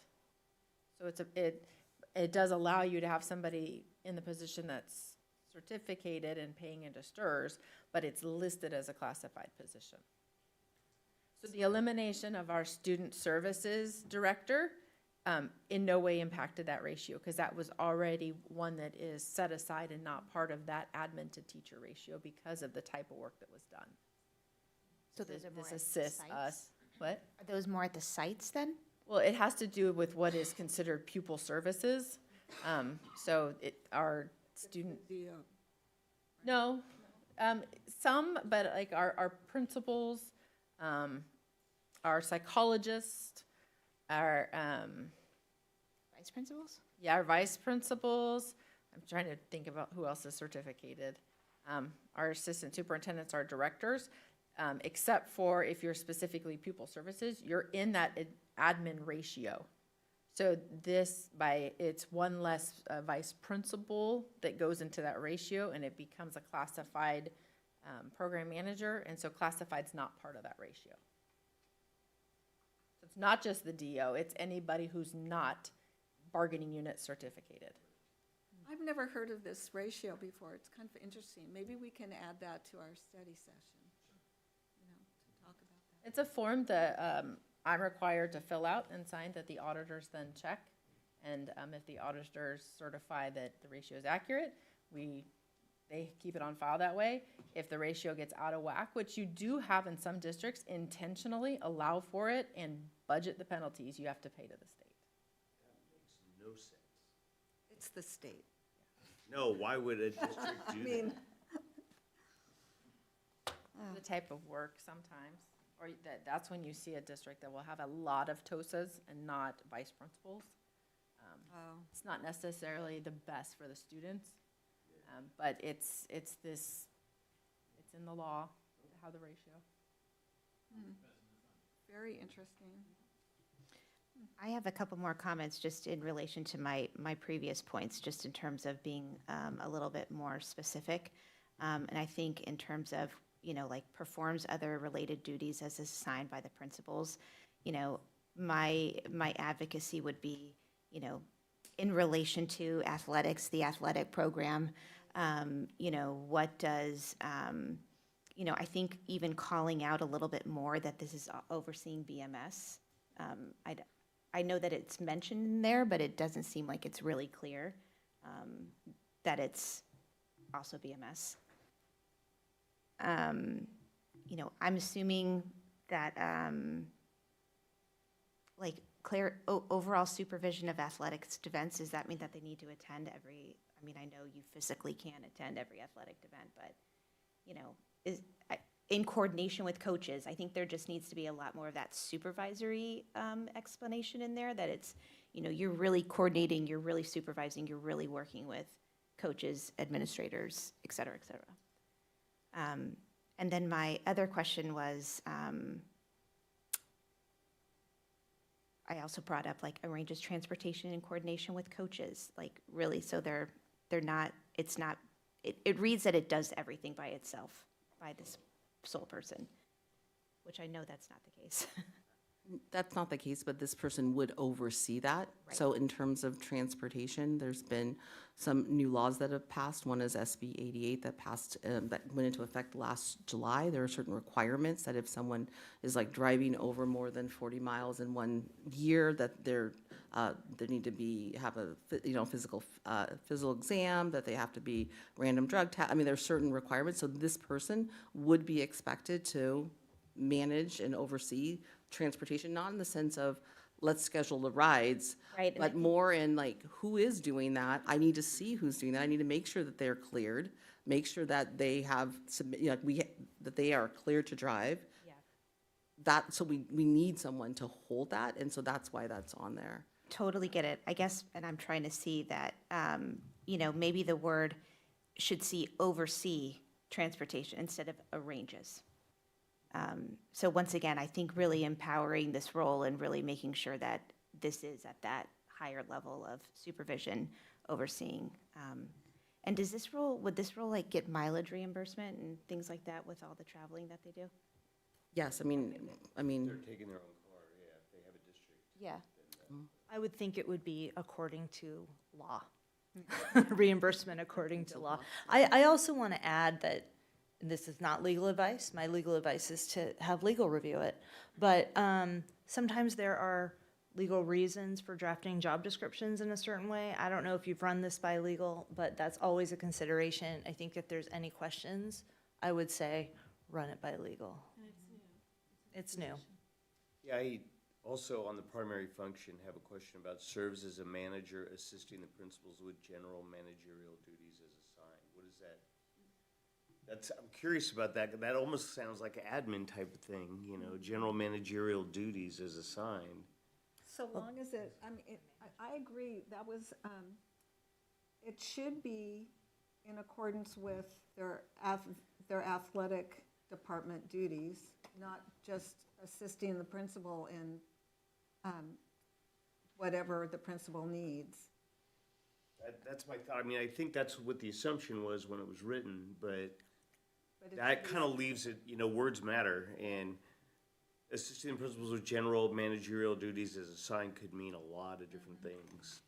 And I do believe the intent was to leave it vague, because we can't imagine all the things that might come up that need some kind of managerial responsibility. So, that's why that's in there. We just don't know what they might be asked to do, and we don't want to so narrowly define the job description so that it becomes sort of prescriptive, and it's like, well, that's not in my job description, I can't do that. When you're a manager, you work, and your boss says you need to do this, you do that. It's how it is as a manager. So I think there was some intent in that yes, if there's something that needs to get done that requires managerial expertise, that they would be able to do that. Even if it's outside of the realm of athletics? Well, and if you will read the job description, it's athletics, some in terms of athletic, like facilities, oversight. I mean, there's some expectation that it's not like a whole district job on just athletics. It's also the logistics, the scheduling, the facilities.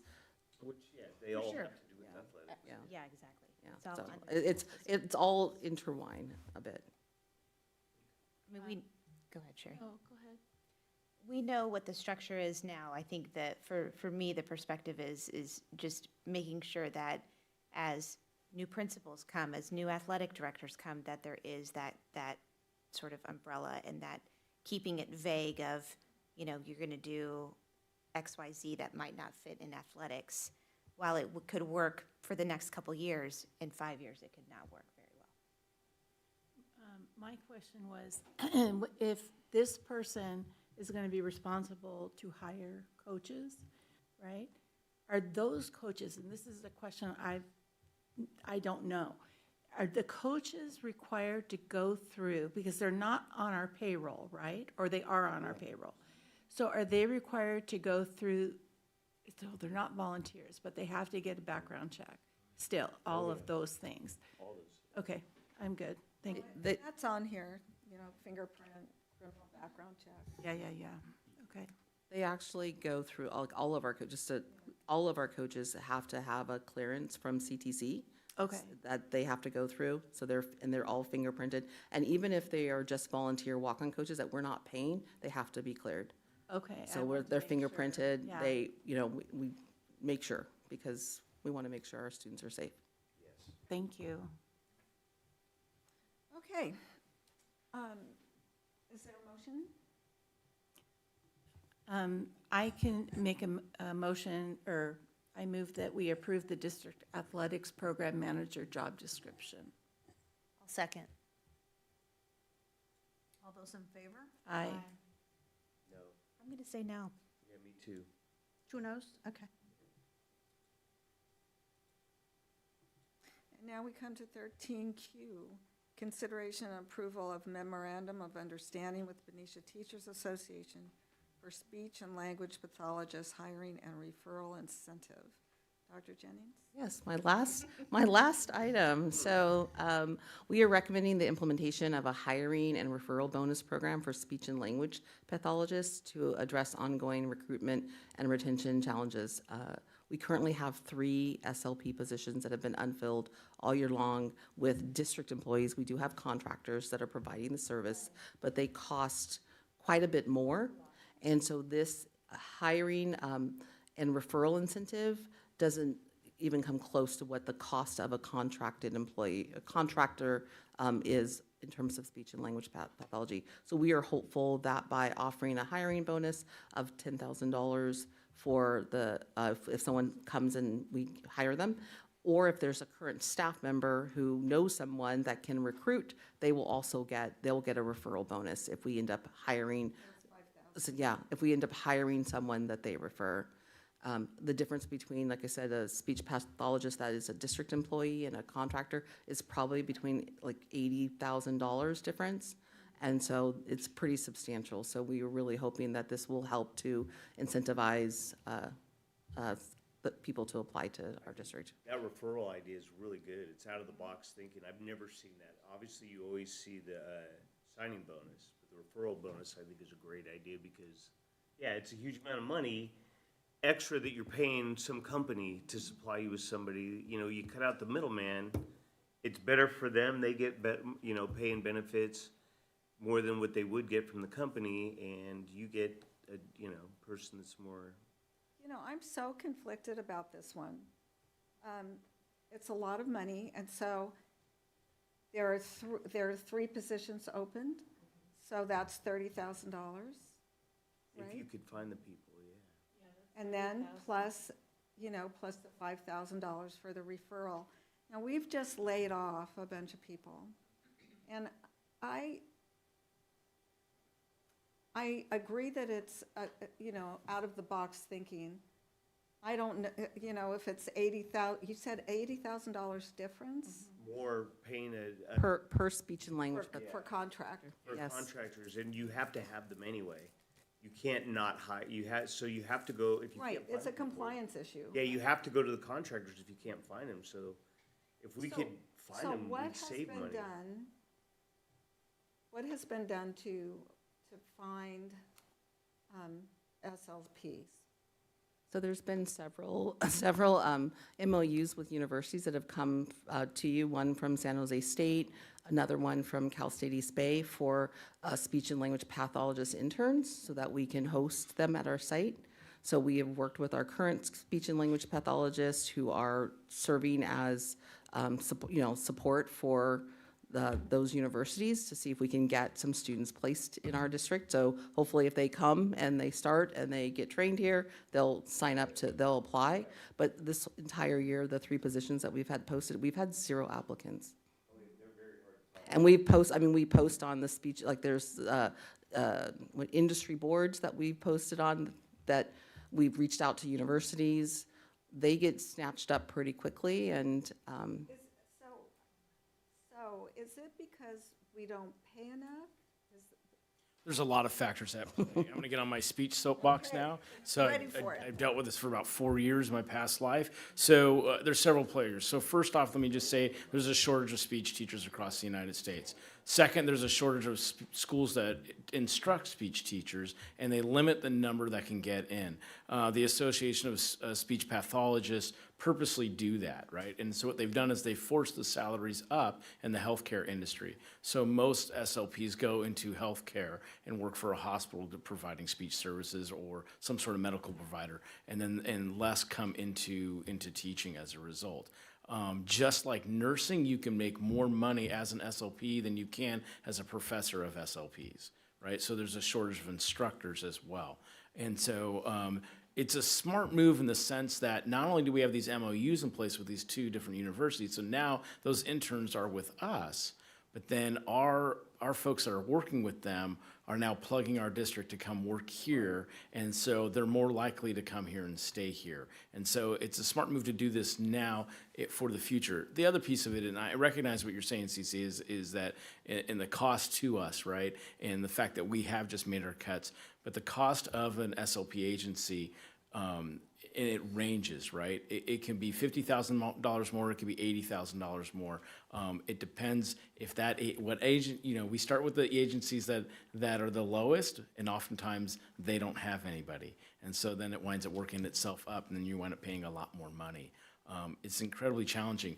The other piece of this that I want to add, because Mark said that they get benefits, and that's the other lie, is that the SLP agencies often don't give benefits, and then they also scare the SLP freelancer in a sense, or their employee, that they can't get out of their contract and go to work for a school district. And that's not true in the state of California. You absolutely can. And so the main benefit for an SLP to come to work for a school district is the fact that now they're paying into retirement. Now they have health benefits, and so it's a constant struggle out there. No, they're not getting any of that. So they're a middleman, that company is just a middleman that you have to go to if you can't find somebody, because you have to have the speech pathologist, but they take a cut for not doing anything. And I understand all that, I really do. Mhm. But given our financial situation here,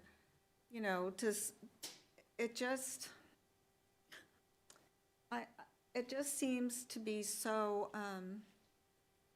I think that, I wish I had more time to think about this, number one. Number two, I think the optics are bad. Number three, how do you think the people that were laid off are gonna feel?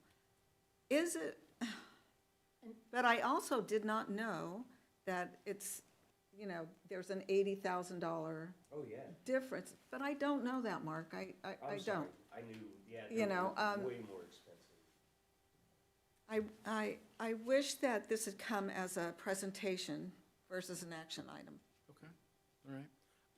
And we can show you how that is a cost savings. But I recognize what you're saying about how it would feel to those folks that were laid off. I totally recognize that. I have a question, like, if we hire somebody out of the box, like we're talking about, and they stay a year, and we've already given the money to the person that recruited them to hopefully get hired, et cetera, then do we do the same thing the following year? Then it's gonna start eating into our money. So it's precedent setting. But you still have to have those people. So if, let's say they only stayed a year, but for that year you paid them on our salary schedule, even if with the $10,000 signing bonus and the $5,000 referral bonus, you're still paying less than the $80,000 extra or $50,000 extra that you'd be paying to the company that hired them. And even if you had to do that every year, you're still saving money compared to having to hire them, because again, we can't act as though we could do this without we have to have those speech pathologists. And if we can't get them, this is a way better deal. And I'm not even saying this is, we approve this, we're still crossing our fingers that somebody shows up, because, it doesn't guarantee someone, it's not like this is such a great deal, people are gonna flock to it. We'd hope they would, because it's still a savings for us. And even if it's every year, it's still a savings for each person that we hire in that manner over having to go with a company that we outsource to. It's to me, it's, easy. I have two questions. One is, I spend $15,000. What am I saving? It depends on which contractor they're replacing. So some are, as Superintendent Minimum. Calabresi, like $50,000. $50,000 to $80,000. So, $50,000 to okay, $80,000. so with the bonus, we spend $15,000, we could save a minimum of 50, maybe more, depending on which contractor is replaced. Second question is, do we know if there's a way, if we're concerned about people leaving early, can you condition the bonus on them staying a year, otherwise they have to repay it, or a prorated portion of it back, or, I don't know. That's a legal question. for your consideration. No, absolutely, we can. Pat, please, but I don't see why not. I think that's a great idea, to space it out that way. That's, Yeah, I've seen some districts do it slightly different. What's on the proposal is to do like a half of it when they first start, and then the other half in January. So, I mean, that's one way to do it. Some districts will do like half in December and then the other half at the end of June. Or they'll spread it out like a larger amount. I've seen SLP signing bonuses up to $20,000, and they'll do, 5,000 one year, 5,000 year two, like, so then they spread it out over several years. So there's like multiple variations. You just don't know what's gonna work, and so this is the sort of first initial sort of thought around one way we could approach it.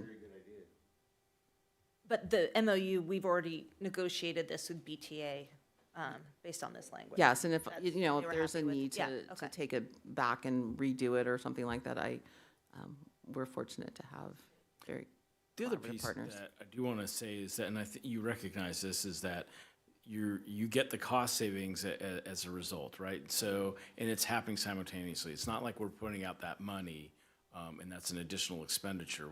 We're saving, we're cutting that contract, and then as a result, being able to use that money, that allocation, right? And then there's the savings is then afforded, right?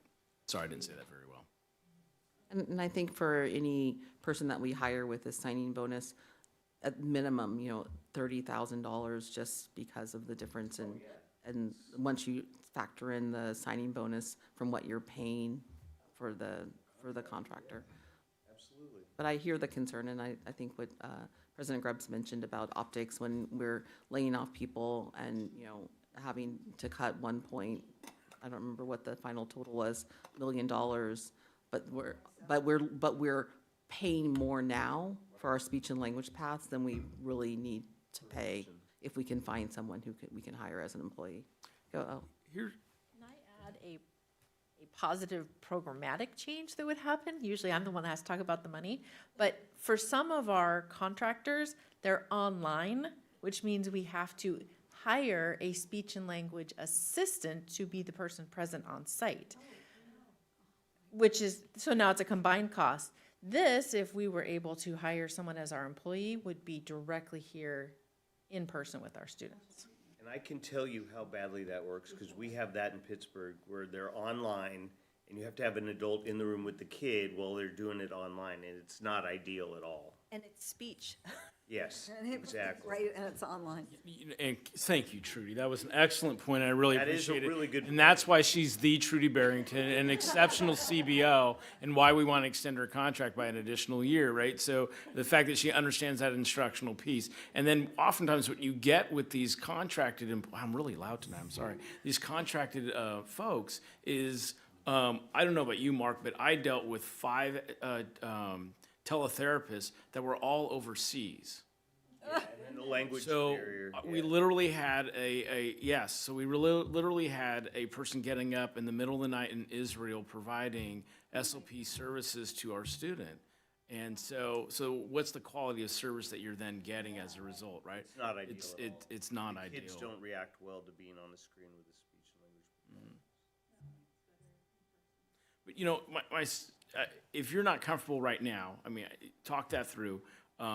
We can come back and we can build a longer runway here and present to you. Because I think another piece of this is how many SLPs total do we have in the district?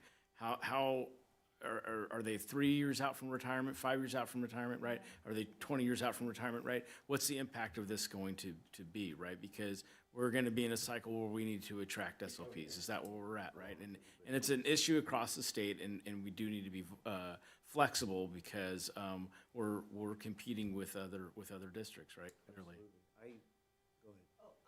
I was just gonna say that ties into my prior point about having the priorities and where are we going to put our money? And from what I hear, there's the saying, you have to spend money to make money sometimes.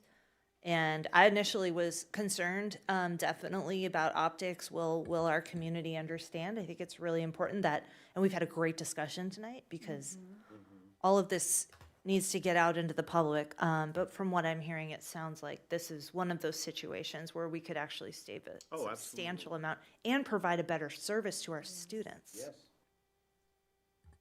I would like to move that we approve the MOU between BTA for the speech and the district for the speech and language pathologist hiring the referral incentive. I'll second. All those in favor? Aye. Motion carries. Okay, so we come to the end of our meeting tonight. Our next board meeting is Thursday, May 21st. Thank you, everybody. I want to acknowledge the Joe Henderson staff, my team. Yes! They supported me on Tuesday, and here they stayed throughout the entire board meeting. Appreciate you guys very, very much. And Brianne.